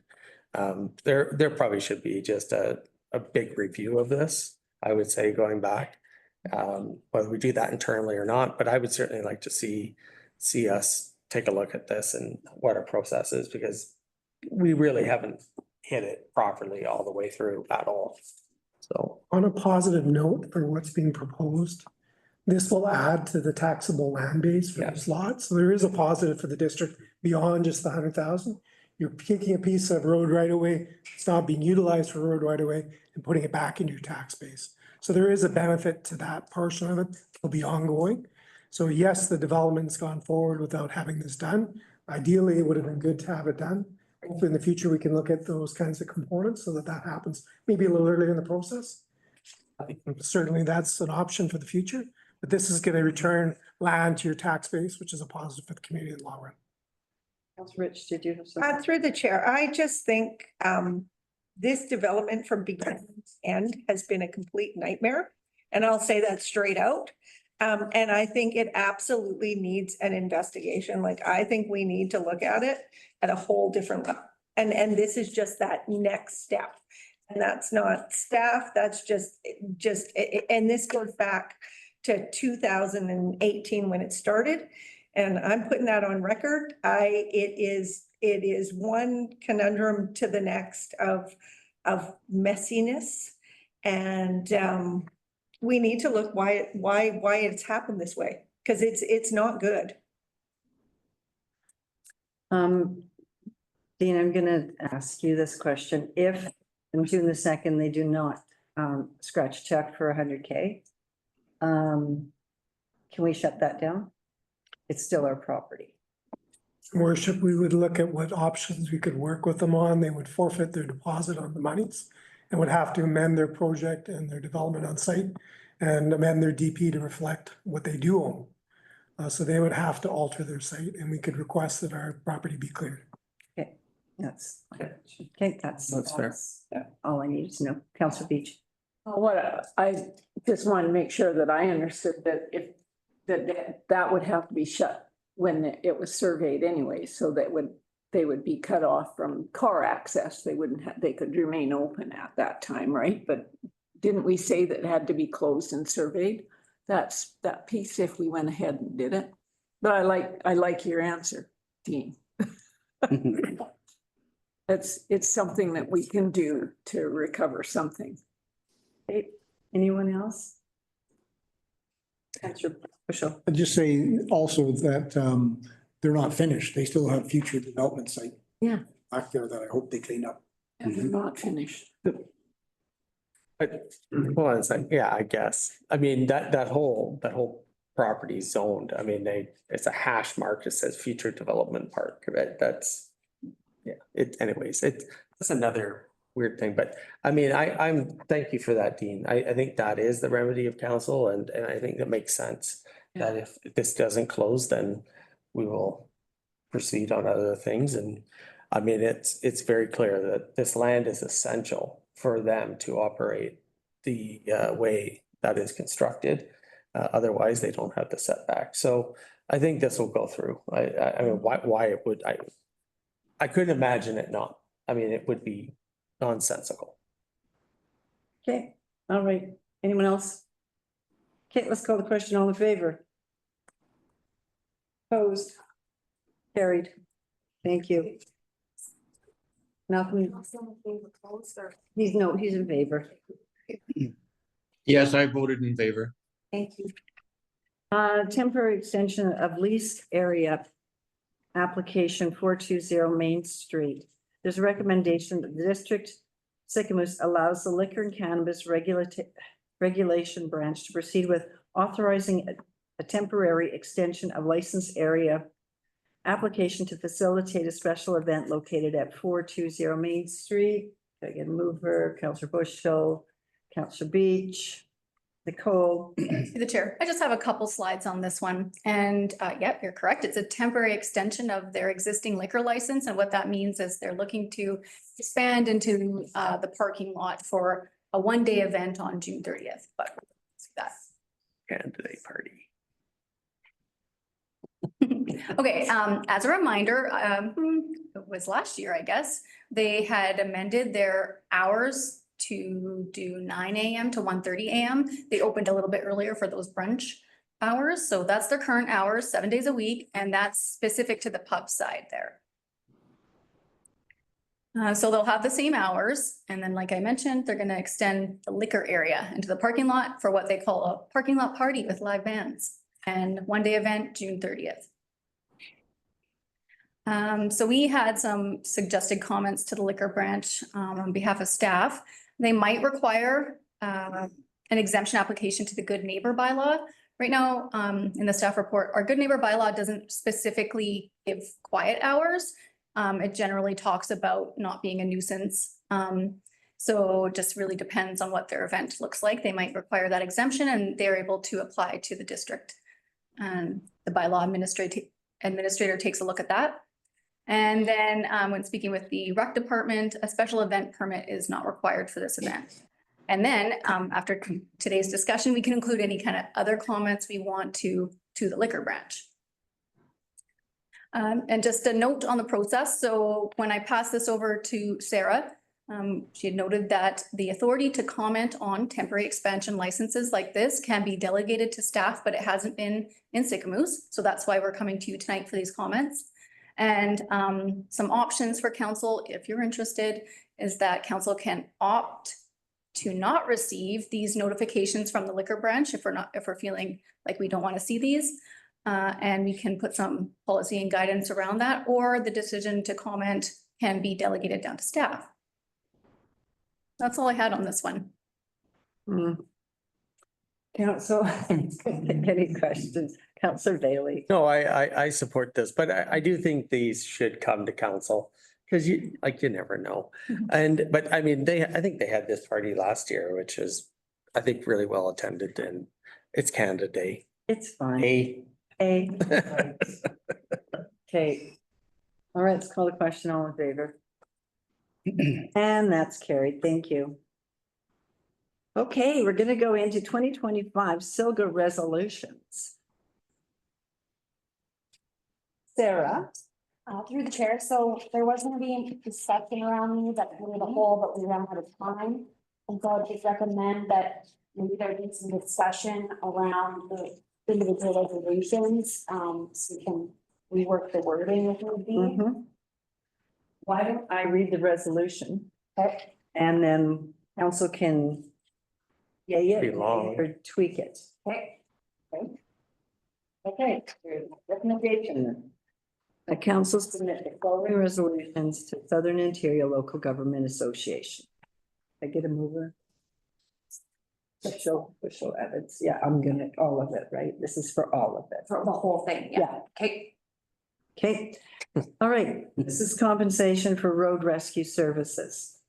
Whereas the Ministry of Emergency Management and Climate Readiness does not compensate local governments for providing road rescue service in response to highway accidents within their jurisdiction. And whereas provincial funding mechanisms fail to account for the full cost of road rescue, including training, equipment, and operational costs. And whereas ICBC, despite being the province's primary auto insurer, does not contribute to road rescue response costs. And whereas rural and remote municipalities provide road rescue services within and outside their jurisdiction, placing additional financial strain on local governments. And whereas many nonprofit road rescue societies in the province are experiencing reduced numbers of volunteers, resulting in pressure for more local governments to take on the service. Therefore, be it resolved that the province establish a sustainable funding model to fully compensate road rescue service providers for response, training, equipment, and operational costs. That's a lot of I I don't like- see any change in it. Oh, that's great. All in favor of that one? All right. Recommendation number 2. Okay, we are going to provincial oversight of riparian areas QEP reports. Whereas the Riparian Areas Protection Act requires local governments to include riparian area protection provisions, their zoning and land use bylaws. Whereas the Riparian Areas Protection Regulation requires local governments to ensure that a qualified environmental professional, a QEP, conducts a science-based assessment of proposed activities in riparian areas. And whereas QEP reports must be submitted through the Riparian Area Regulation Notification System, RARNS, unless a local government meets or beats setbacks for riparian area, setbacks for riparian assessment areas. And whereas the Ministry of Water, Land and Resource Stewardship is responsible for monitoring QEP reports submitted through RANRNS, and ministry staff are tasked with reviewing reports to ensure that they are accurate, reliable, and adhere to the required standards. Therefore, be it resolved that the ministry conduct a comprehensive review of the oversight and administration of riparian areas through the Riparian Areas Protection Act, Riparian Areas Protection Regulations, and Riparian Areas Regulation Notification System, and report on the effectiveness of protecting fish habitat and the impact on the development in British Columbia. Got some hiccups. Yeah, I think it's good up until the therefore. I thought, and maybe correct me if I'm wrong here, is that what we were getting to was, since all these businesses and homeowners are already paying these QEPs that the province actually, I believe, certifies or oversees, why don't you just accept that report? Why does it have to go to that next level? And I thought the province did do that, then they changed it. But the system would go certainly much faster if they accepted the QEP report, because it's already a certified professional. Why are they reviewing it? That's where the bottleneck is. So I thought that's what we were going for, but maybe I'm not correct. I thought that was the resolution that we forwarded prior to this. What we're saying in this one is the same one we forwarded prior to this. But Dean, I'm gonna ask you, as we go through our OCP, and can we build this into our OCP so that we do not have to send our QEP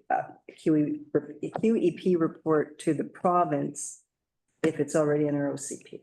If we incorporate it into the official community plan riparian regulations, it isn't actually a QEP, it becomes an RP bio. QEP is a provincial certification for an RP bio. You can have an RP bio prepare a report that's equivalent to that, and then it's done through a development permit through the municipality. Where I came from in Kelowna, they'd had that in place for almost 15 years. So the regional district, you don't apply to the province for RAR, you do it through your local government, through a development permit. And that's incorporated into your OCP, approved by the province through the OCP review process. So as the OCP review is being conducted, we could look at that option for council of incorporating those regulations into the OCP. It's endorsed by the province and we become essentially the riparian area regulation. Now, to be clear though, that's only for the riparian area. That is not for your section 11s, nothing below high water mark. That's still, you don't have the option of taking that piece over. That is not on the table with the province at this point in time. But the riparian area, which is from high water mark above 30 meters at this point, we unfortunately would be sort of bound to what they have in effect today, which is other municipalities like Kelowna done it many years ago. So they have like a flex option as well that's now gone from the provincial regulations. So you used to be able to take a little bit extra here and give a little bit extra there, and that would allow you to still meet the criteria. Kelowna, the regional district of Central Okanagan, has that. We wouldn't be able to get that now, but we can look at what we have in regulation, incorporate it into the OCP, but then the DP process applies, and however long it takes for us to process a development permit, that would be the duration it would take to get those permits. Okay, so, and I think this is what we asked for at Silga last year. So this process is that, so we look after our QEP. I think with this resolution, I think where we're going with this was we were challenging the province more on delivery of permitting. I think that was the direction, and asking the province to be more accountable to the stakeholders and to municipalities, and the process be faster. I think that's where this was going. Councillor Rich, Councillor Bushel, Councillor Bailey. So hallelujah, Dean. Like how, if we could get something that just a bottom line, that would clear up a lot of our backlogs if we can do that through our OCP. But I thought what we were doing with this was that it was more of a blanket, that with the QEP that it's done and this is our bottom level. And then we're like, here, we've got the paperwork, and then everybody can work off that one. I thought that was what we were looking at with this resolution. That, hey, we've done it, so that not everybody has to keep going back and asking. That's what Sneeze does, right? That's their. Yeah, but I thought that's what this resolution was. That it was more of Sycamoose has got it done. And so when any owner within our area says we want to do this, we show up and say, I may be completely wrong, but I thought Sarah wants to address me. Through the chair, so that was a discussion with Souk, I recall, around that could be an option of having that blanketed report that looks at all types of building that could occur, but no, Dean's here, he probably has a lot more background and knowledge in that area. But just to go back to the resolution in 2023, council was asking the province to grant local governments the authority to accept and review QEP reports for developments within its own jurisdiction. And then the response came back saying that they can, as long as they meet or riparian areas protection regulation. That was the response from the ministry, or from the province, sorry. That's Bushel. Yeah, we had quite the debate at Silga. We thought it almost passed, and then our area director stood up and got everybody going. And, but that's what we wanted. We wanted to be able to, the province is making you hire one of their approved QEPs. And they're the ones that have the final say on what happens on the foreshore. So, and then it's got to go into the black hole in Kamloops for 2 or 3, maybe 5 years. And then when it could just be we just have to follow it. We just make sure the developer who's ever developing follows the QE report, and we make sure they do it as per the QE report. And that's what we were trying to get through to Silga to go to UBCM to be, read that resolution. Well, that's what we were trying to do. Councillor Bailey. But no, I don't think that's quite right. We could always skip that part if you're going to meet or exceed the riparian area rules, right? Doesn't have to necessarily be 30 meters setback. Could be something different if you had a QE report and then the province accepted it. What we would have to do now is we'd have to say it is 30 meters, correct me if I'm wrong, and that's how it would have to be done in the DP. If they wanted some different latitude towards it, I don't think we would be able to grant that. That would still have to go to the province. No, the OCP can allow for you. Some latitude. Give you some latitude within that. So within that 15 meters, the first 15 meters of the 30-meter area with the province's approval, and that's the key part. It has to be approved by the province through your OCP. So they approve your terms of reference for study, your terms of reference for permitting, and then you can do a development permit that's equivalent to that, which is you have to have a minimum threshold. So whether that's 10 meters or 15 meters, that's what we have to talk to the province about. And then that 15 meters beyond that to get to the 30 meters would be the area that's covered by the DP. So that's how it works with the OCP, but it has to be approved by the province, and all OCPs have to be approved by the province anyways. Probably too. Okay, well, That can be. then do we need this resolution? Colleen, like through the chair, sorry, Madam Mayor. So maybe, when do we have to have this in? Because I'm thinking that maybe what we need is Dean to maybe rework this for February 26th for us, because this, what we're looking at is a SILGA resolution. And I think maybe you've got the idea what council wants.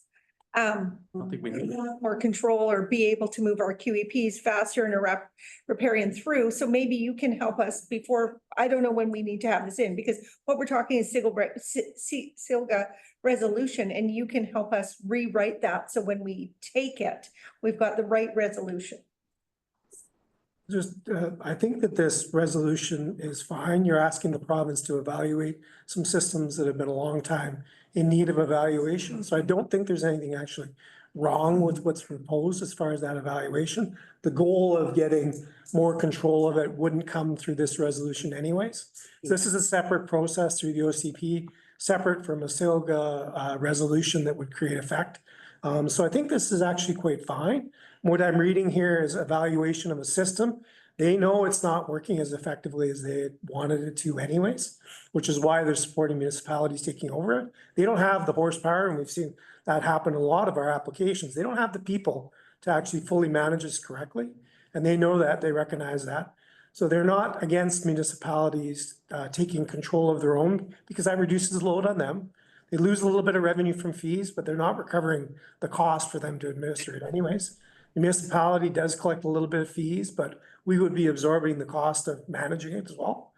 So the development permit process, we'd evaluate that as far as cost, and implementation would include that. It would flow out of the official community plan. So those pieces would be a new DP area, covers this piece, and that's the way it would work as far as the OCP is concerned. But your resolution here is more talking about the procedures the province has now. I don't think there's any problem with asking the province to consider that and review that as part of theirs. They should have done it probably 4 or 5 years ago.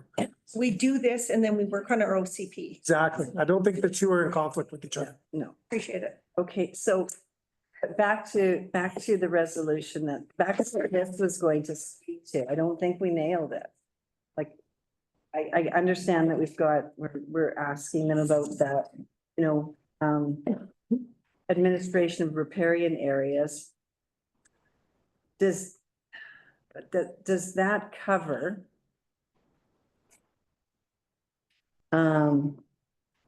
Ministry of Water and Land? I think what we were looking for is some sort of result in the tardiness of water and lands getting back to businesses and municipalities in a timely fashion. Like 5 years is not acceptable. The province is accountable to all of us to deliver these things in a timely fashion. And I think that's where we were trying to go with this resolution. Like, we need to speed up the process, and you guys need to do something about it now.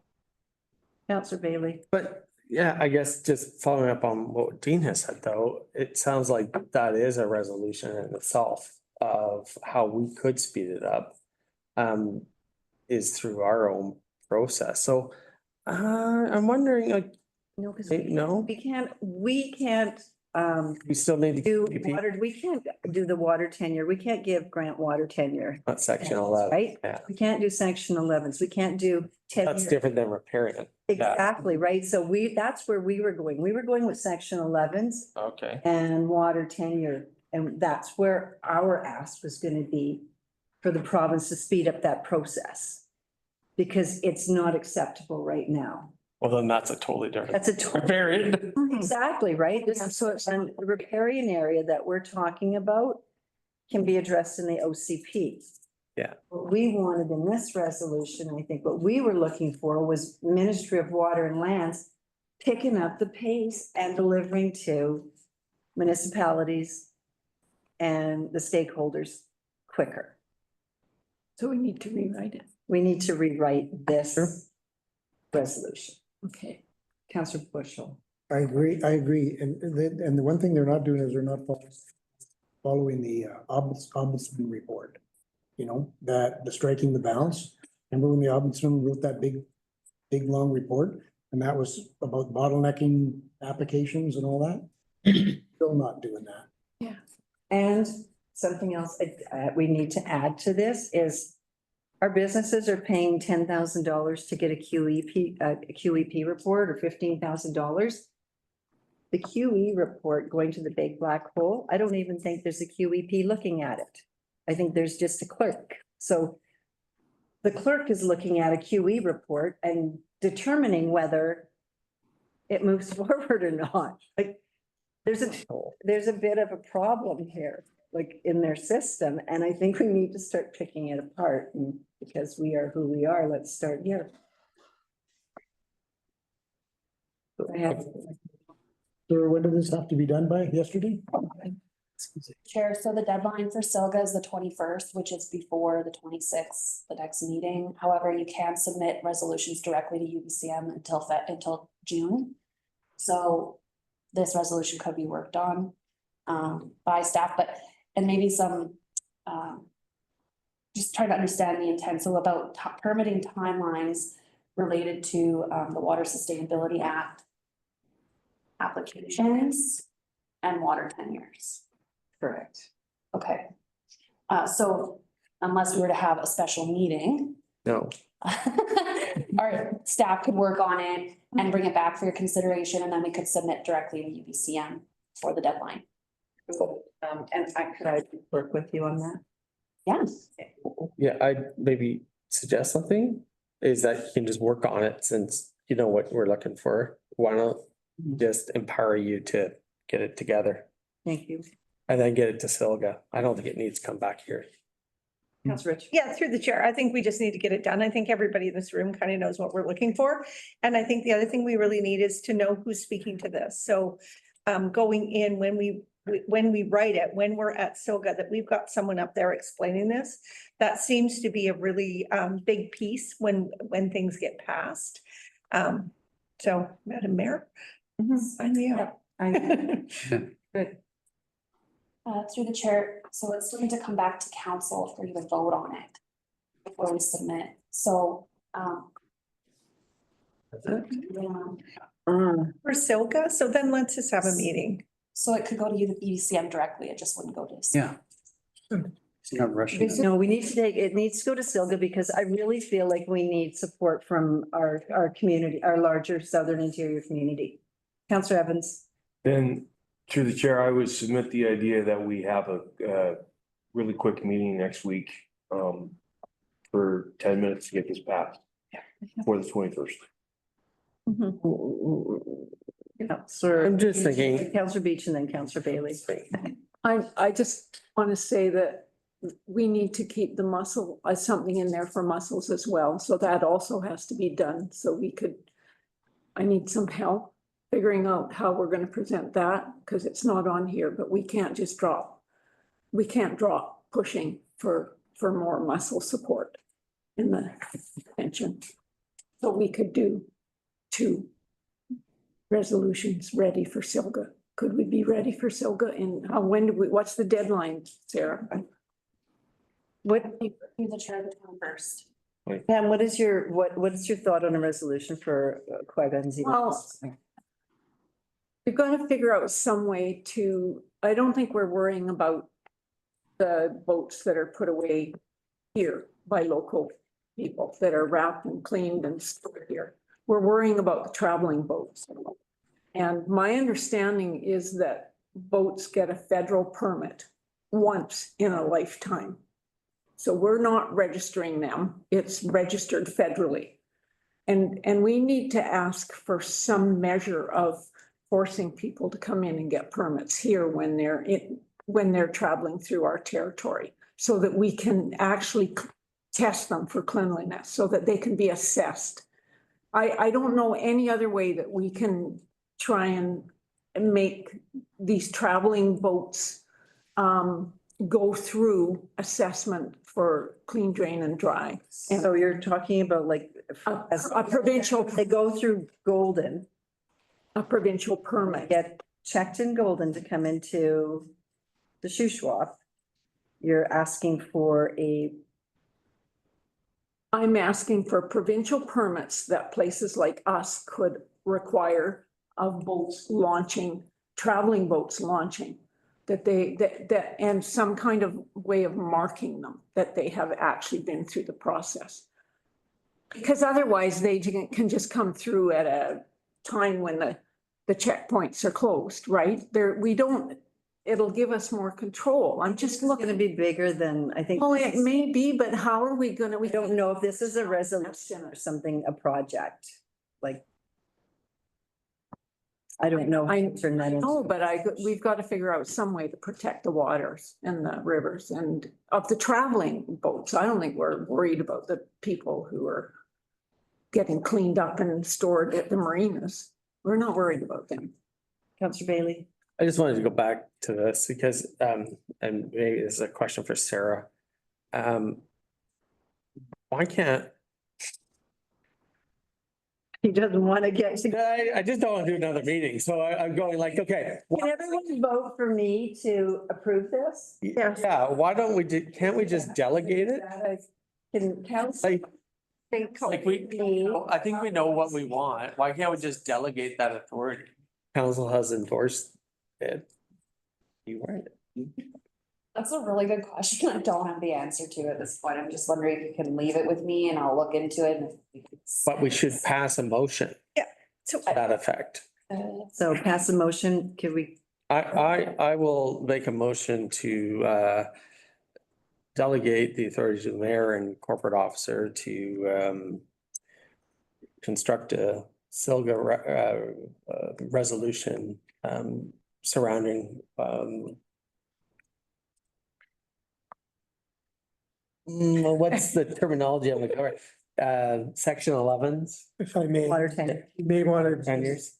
consider a resolution that allows the city clerk or corporate officer and the mayor to make it amendments as see fit with wording to reflect council's intent with this resolution and bring it forward as amended.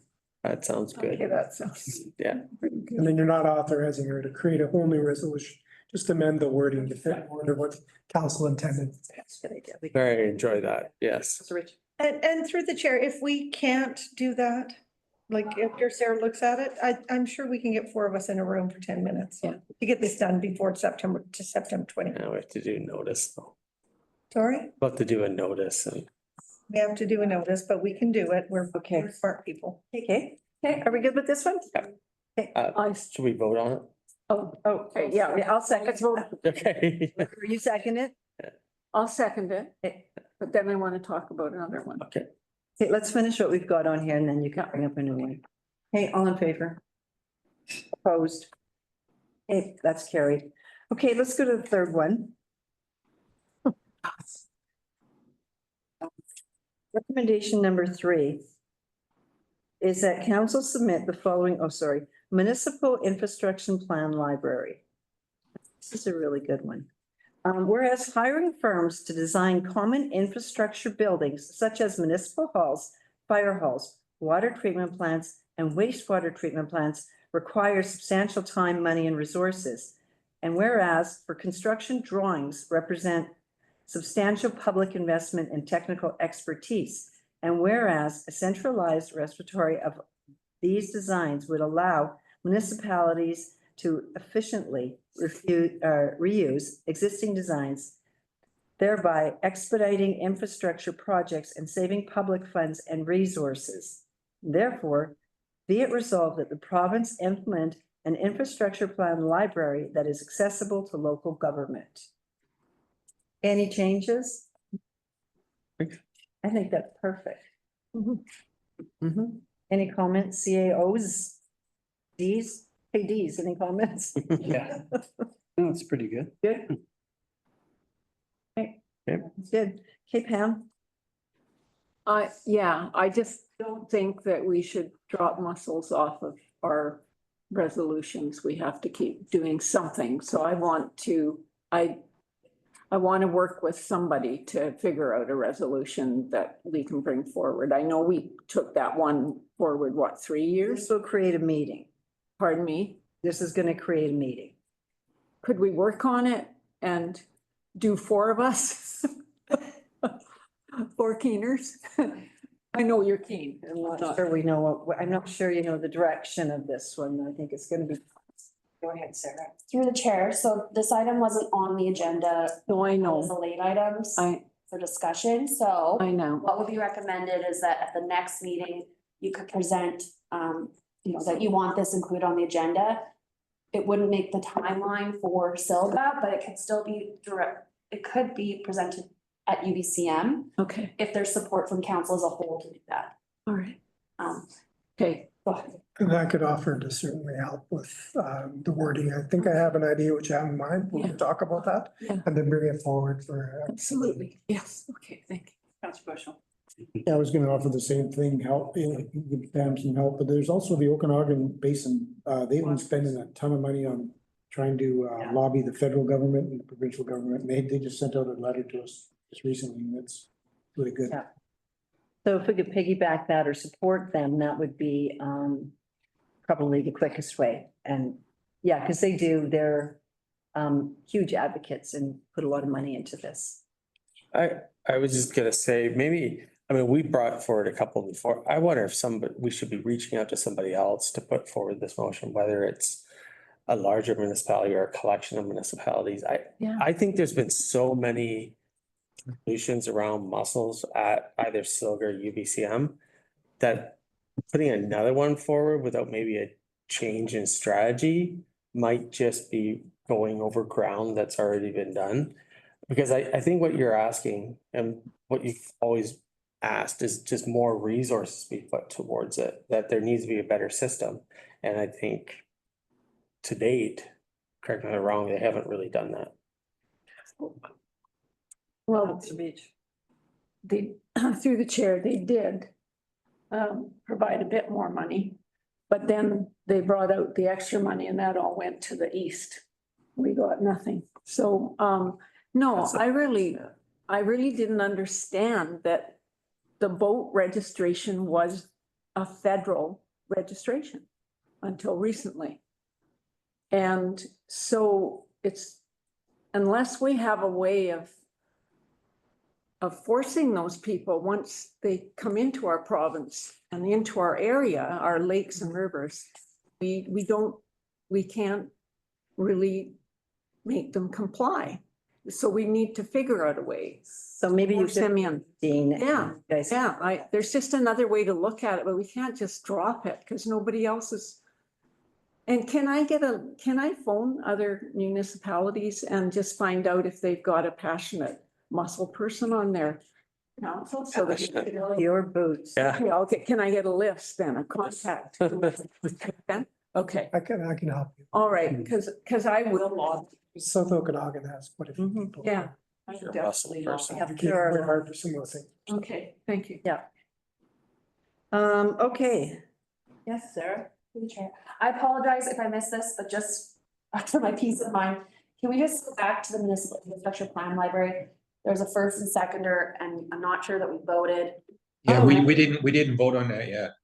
Okay. So there was a first. Second, all in favor? We don't know who the seconder was? Let's just. We second it? Okay, thank you. All in favor? There we go. Thank you. So carried. Okay, Thanks, Sarah. Policy number C13 amendment. Recognition requests. Recommendation, the council approve amending flag proclamation and illumination request C13 to include information about crosswalk requests and that the policy hereon be named recognition request policy number C13. Did I get a mover? Councillor Evans, Councillor Beach. Sarah, do you want to speak to this? I don't know if I understand this. Okay, so through the chair, there was a crosswalks request that was submitted to council, and council had asked staff to look at options. Once those options, and it was around a crosswalk at the Legion, that would, bring awareness to veterans, and there was also a request for volunteers.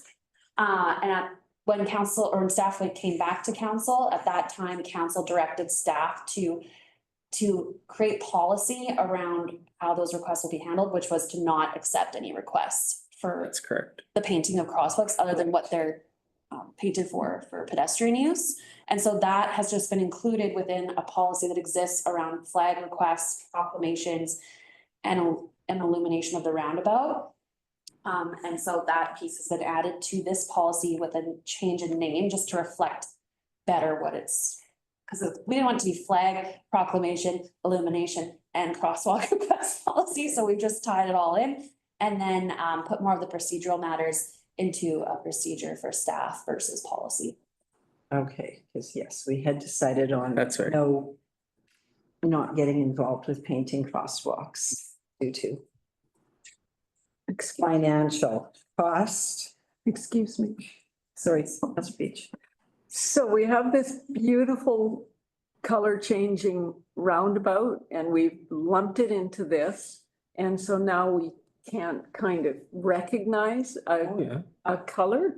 Oh, no, all we're saying in this is that we're not painting sidewalks. Yeah. Oh, Not painting crosswalks, But- everything else. Sarah just included. No. Sorry. Through the chair, so the policy encompasses all those types of requests, but the requests are handled differently. Oh, okay. I thought you were lumping them all in together and we were No. just gonna say No. to everything No. that was requested. Okay. So let's, the question, all in favor? Yeah. Okay, that's carried. Thank you. 2025 Federation of Canadian Municipalities Conference and Trade Show, recommendation that Mayor Anderson and Councillor be selected to attend the Federation of Canadian Municipalities Annual Conference and Trade Show in Ottawa, May 29th to June the 1st, 2025. Can I get a mover? Councillor Rich, Councillor Evans, and discussion. Sarah? Sorry, through the chair. So there is a council convention policy that states like who will go to different conventions, SILGA, UDCM, FCM. FCM because it's a little bit more expensive typically. This time it's being held in Ottawa. The policy says that the mayor will attend and that council will choose the next, or the councillor will be chosen by lottery. And so last year we didn't do it that way because Councillor Evans had been on the prior council and had not had a chance to attend. So council made that motion. But if we're going to follow policy today, we have a hat, names. If Councillor Evans was to pick his name, he would then pick for the next councillor. Should we ask if there's anyone interested first? It's a lottery. I want to see the lottery first and then we'll bow out. Go on, Bob, let's see what's going on. Pick a name. Really, is that the policy? Yeah. It seems a bit ridiculous, actually, but. Sure. Anna did the Good stuff. folding of the names. Game shows.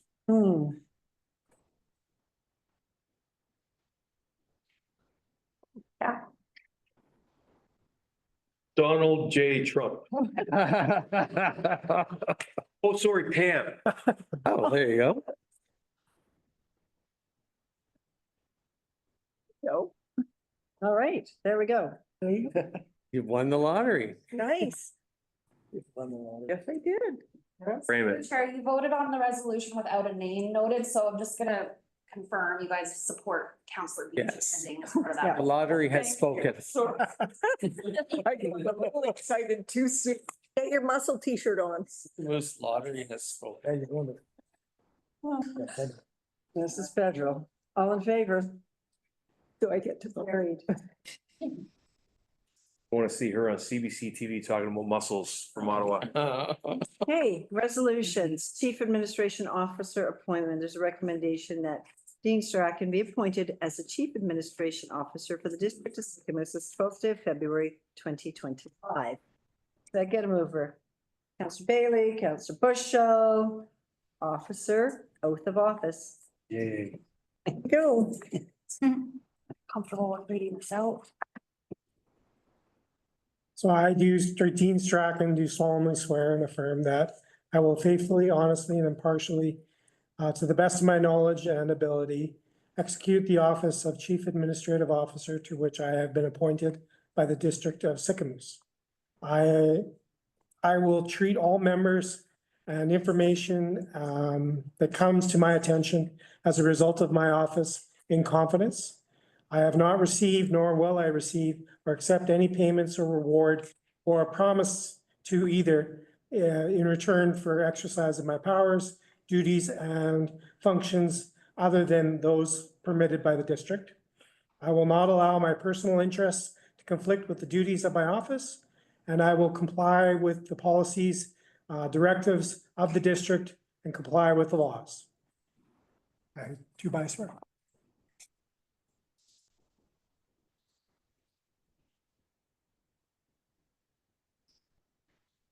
Little seal upstairs.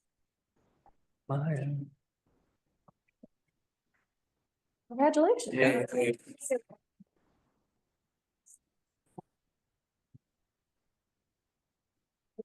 Carol, why do you look the happiest?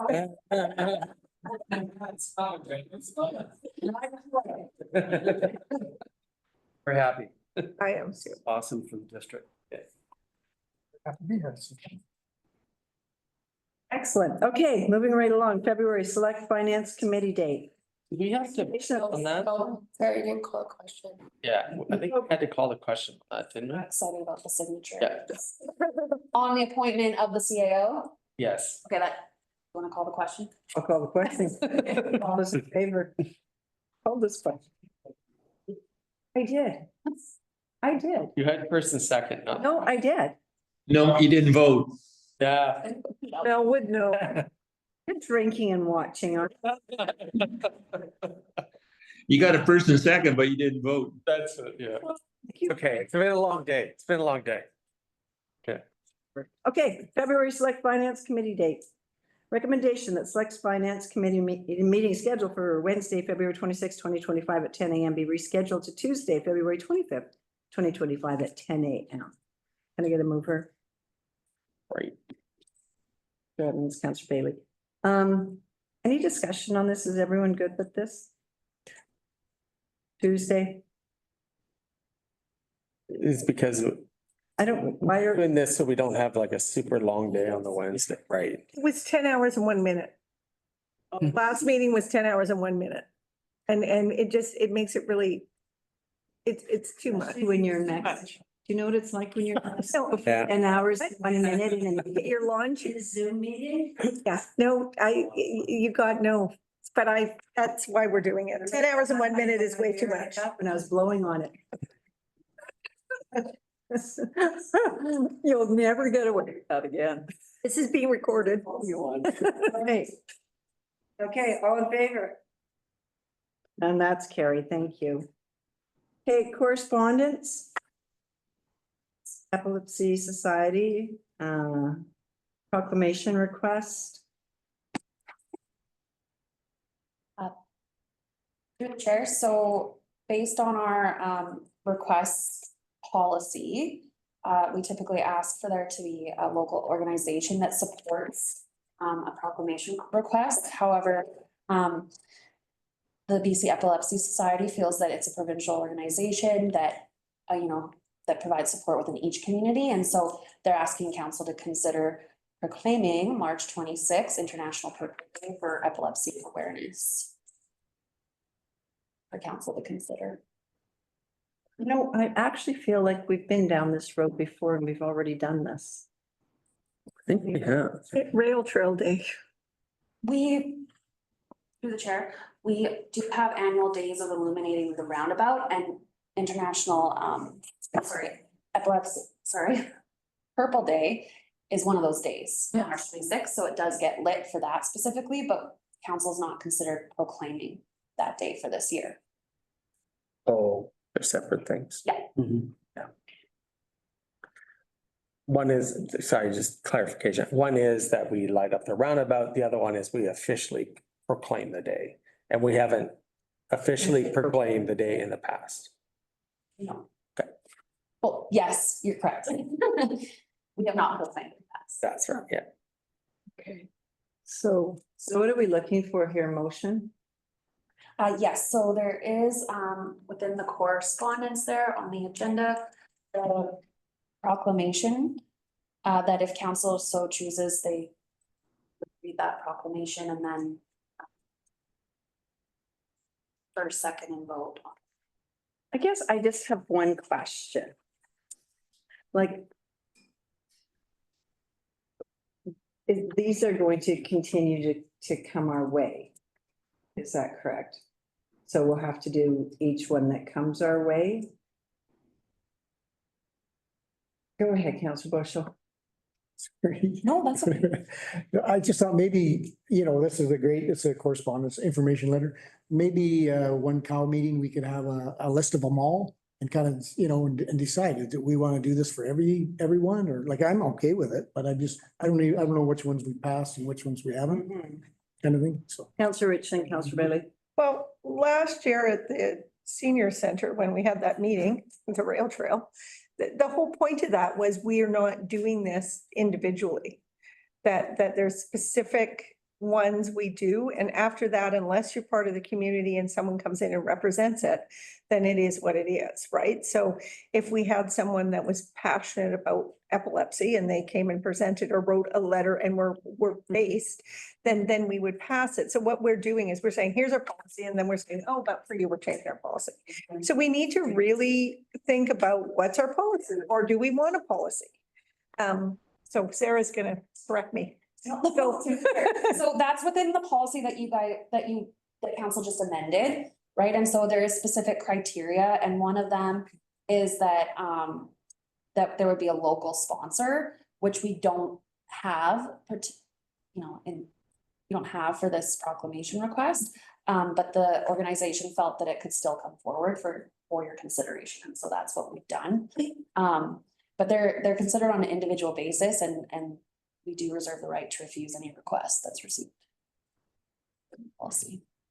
Go ahead, Councillor Rich. Through the chair, the problem is every time we come up and if we refuse someone's request, then we look like, what is our policy? So if leprechauns wanted Green Day, then do we hate leprechauns? Right? Like, so we just need to decide what our policy is. And if we want to approve everything, I'm all for approving, like Daryl probably hates us because we're like blue, pink, purple, yellow, good lights.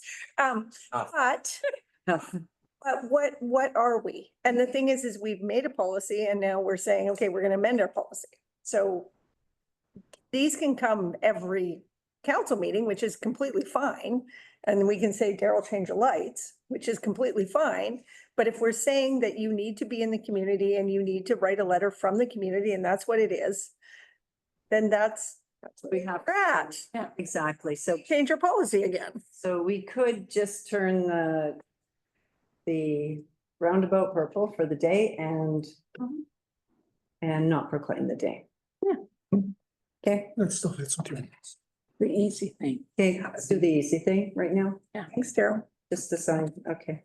So, you need anything else from us then? Okay, thank you.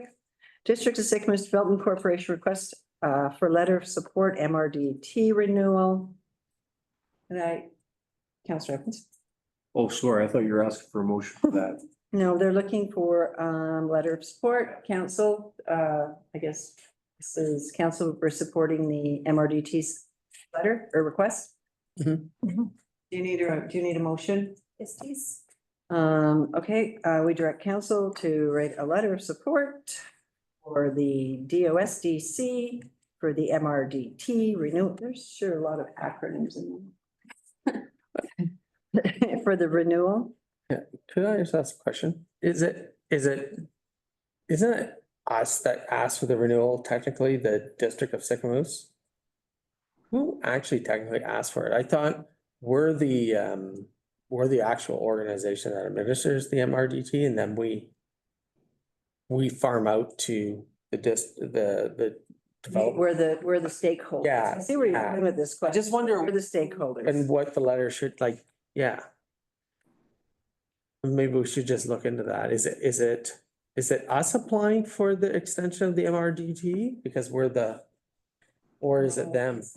It's XDev. Yeah, you're supporting the economic.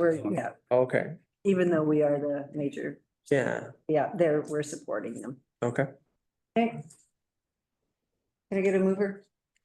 Councillor Rich, Councillor Evans, all in favor? Thank you, that's carried. The Solicitor General response, the criminal, this is just information. Does anyone want to make any comments on that? Okay, Shuswap Community Foundation Letters of support. Eagle Valley Snowmobile Club letter of support. I'm gonna put these together, and Eagle Valley Transportation. Can I put them together? Sure, so these letters already went out. Okay. Because there was it was a timely matter with the application deadline for the Shuswap Community Foundation grant. So they have been sent out. That's just for council's information. Okay, thank you. Correspondence. Sorry, go ahead, Malcolm. Yeah, for Eagle Valley Transportation Society, the intake ended January 30th, so it was time sensitive. So as president of the society, I'd like to thank council for their support. Hey, you're welcome. From council. Okay, so we're going correspondence for information. Does anyone have any comments on the correspondence? Oh, there was one thing. Anyone? Nope. Okay. Moving right along. Okay, committee and regional district reports. Internal committees, external committees, the interagency committee meeting. This for your information, and the CSRD board meeting are in here for information. Go ahead, Council. Through the council, Madam Mayor, can you address Marty Area C calling the rail trail agreement? I'm sorry. So Marty was called he's Area C, Director Area C, and he was talking about the rail trail agreement. I'm hoping that you can tell me a bit about that. He was just concerned about cost of the rail trails. I think he was asking for perhaps a review. Service agreement. Okay. But nothing, it has to come back because It hasn't moved forward. Yeah. And what were his concerns? He didn't share. Okay, thank you. Other than cost. Okay, and all right, moving right along. We have public input, 15 minutes.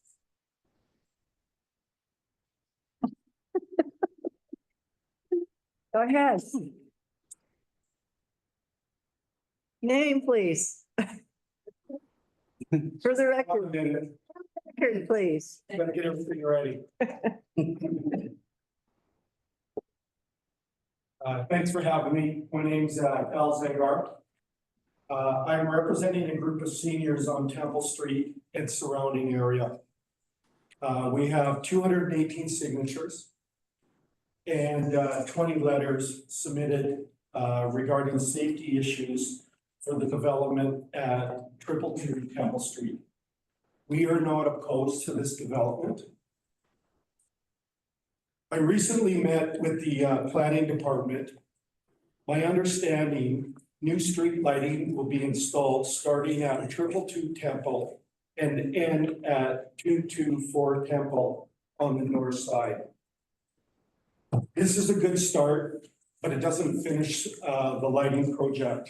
Unfortunately, there's no lighting from 226 Temple to Shuswap Avenue on the north side or south side of the street. This is approximately 20 to 30 meters. This connects pedestrians to the sidewalks on Shuswap Avenue by the Haven. There's sufficient power with a low profile transmitter on Shuswap Avenue and pole number 2024-62-8 on Temple. Or like I said, for sufficient power, which would be a no cost to the taxpayers. We are now requesting council to approve additional street lighting from 226 Temple to Shuswap Avenue for the safety of pedestrians. Thank you for your consideration in this matter. I will be submitting an email with our requests. So. Thank you.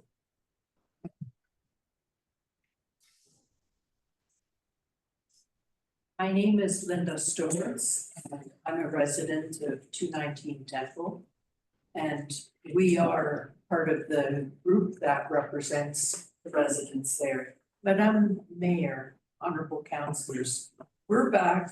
We represent the residents of Temple Street neighborhood and would like clarification on what decisions have been made regarding our concerns about the proposed development at 222 Temple Street. First of all, let me establish that not one of the 218 petition signatories or 20+ letter writers opposed developing higher density housing on this site. We're not NIMBYs, that's not the issue. Here's a summary of our safety concerns. 100% of the signatories want a sidewalk protected by a raised curb along Temple Street, consistent with other developments, improved lighting, and no parking signs along the grass verge of both 219 and 221 Temple Street properties. As president of the 219 Temple Strata Council, I had to try to explain at our January 6th AGM why, after more than a year, we've had no response from Town of Sikmas regarding our request for no parking signs on our property there. We sustained damage to our lawns last year and anticipate far more this summer from construction vehicles and frustrated tourists trying to park their boat trailers. We have been told that council considers the developer's exemption from safe raised curb sidewalks a done deal. Our next goal is an intensive campaign for a raised sidewalk running all the way on the south side of Temple Street from Shuswap Avenue to Riverside. Just letting you know, we're here, we're not going away. Another concern is the one entrance, one exit for 73 to 150 people plus and cars onto a 20-foot wide street. This is a town where residents have experienced ready to evacuate orders, including preloading their cars and keeping go bags at the front door. It is dangerous to willfully create a potential bottleneck should we experience an emergency. A second exit onto Fred Bush Lane needs to be created now, not in 10 years' time. We've received conflicting answers to our concerns. All we're asking is that the safety of our seniors, and the senior center, of course, is right there, and the young families expected to move into 222 Temple Street be a priority with this council. Thank you. Thank you. Anyone else? Anyone online?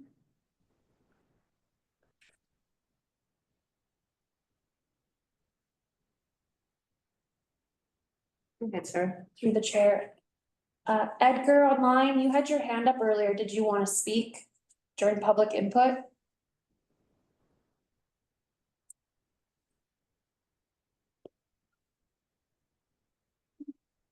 Edgar, can you hear us?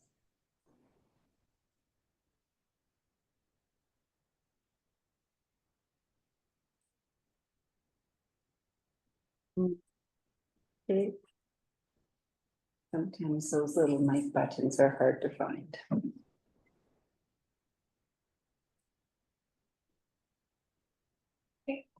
Name, please. Justin Fox, 1133 Shuswap Avenue. I'd just like to go back and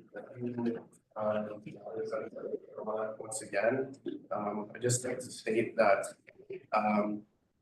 instead of going with a concrete sidewalk with a raised curb, the decision that's been made to go with a asphalt multi-use pathway.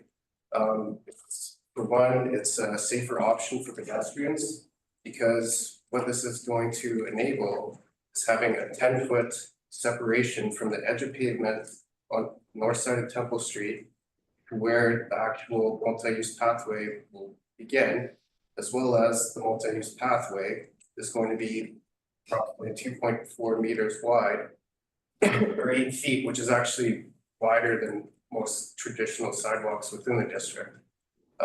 As well as, an electrical engineer has been consulted in regards to the street lighting on the north side of Temple Street. There's gonna be 4 ornamental street lights placed. As well as just bringing up again that this frontage upgrading is also including 224 Temple Street. This is something, again, that should have been looked at prior when the property was originally rezoned and subdivided. As well as there is going to be a secondary emergency access and egress points for Fred Bush Lane.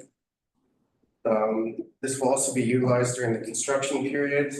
Once all of the units are built out, then that will no longer be used for vehicles unless, of course, the case of emergency.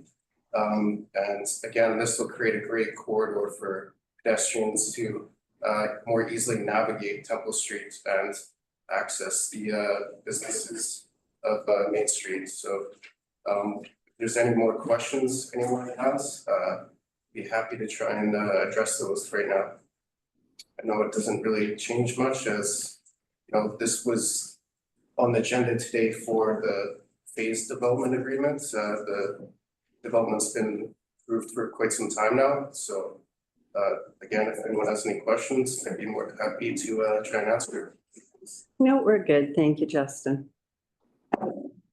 Through the chair, I just want to say thank you to Al and thank you to you and the company you represent. I really appreciate you guys answering others' questions and being respectful. There's been lots of questions. There's kind of been things that, we don't understand, and I don't think the community has understood over the past few council meetings. We've had a lot of people in the gallery, and I think those are being addressed, and it's good, and we appreciate that. We appreciate you guys coming and speaking to it, and we also appreciate Al and his group coming in and asking and advocating. So it's good. It's good to have. Like I've said before, I'm fully in support of there is a high volume of seniors and people with less, mobility within the vicinity of that area of Sycamores. So it definitely is something that potentially should be looked at, maybe upgrading the south side of Temple Street. Of course, that's something that the district will have to look at, but all in all, this is really just looking to add to the tax base of Sycamores, looking to bring in more, hopefully young families, retirees, whatever it be, really gonna try and appeal to a wide variety of hopefully new members of the community in the district of Sycamores. And I look forward to being a part of the development and seeing the build out of the units, and I'm sure everyone in the district is gonna come around and see, this is a great way for to bring more housing to the district itself. Because as it's been said before, the district is quite small in size on the map. So to get more housing, maybe this type of project is something that will be a thing of the future in terms of creating more housing in a smaller scale. So Thanks. Yeah, thank you. I think, do you have something really quick? Yeah, just through the chair, I did speak to your dad today, and I did speak to Al on the weekend about, brought it to our attention about how dark it is on Shuswap and Temple, just as you come around the corner from the seniors.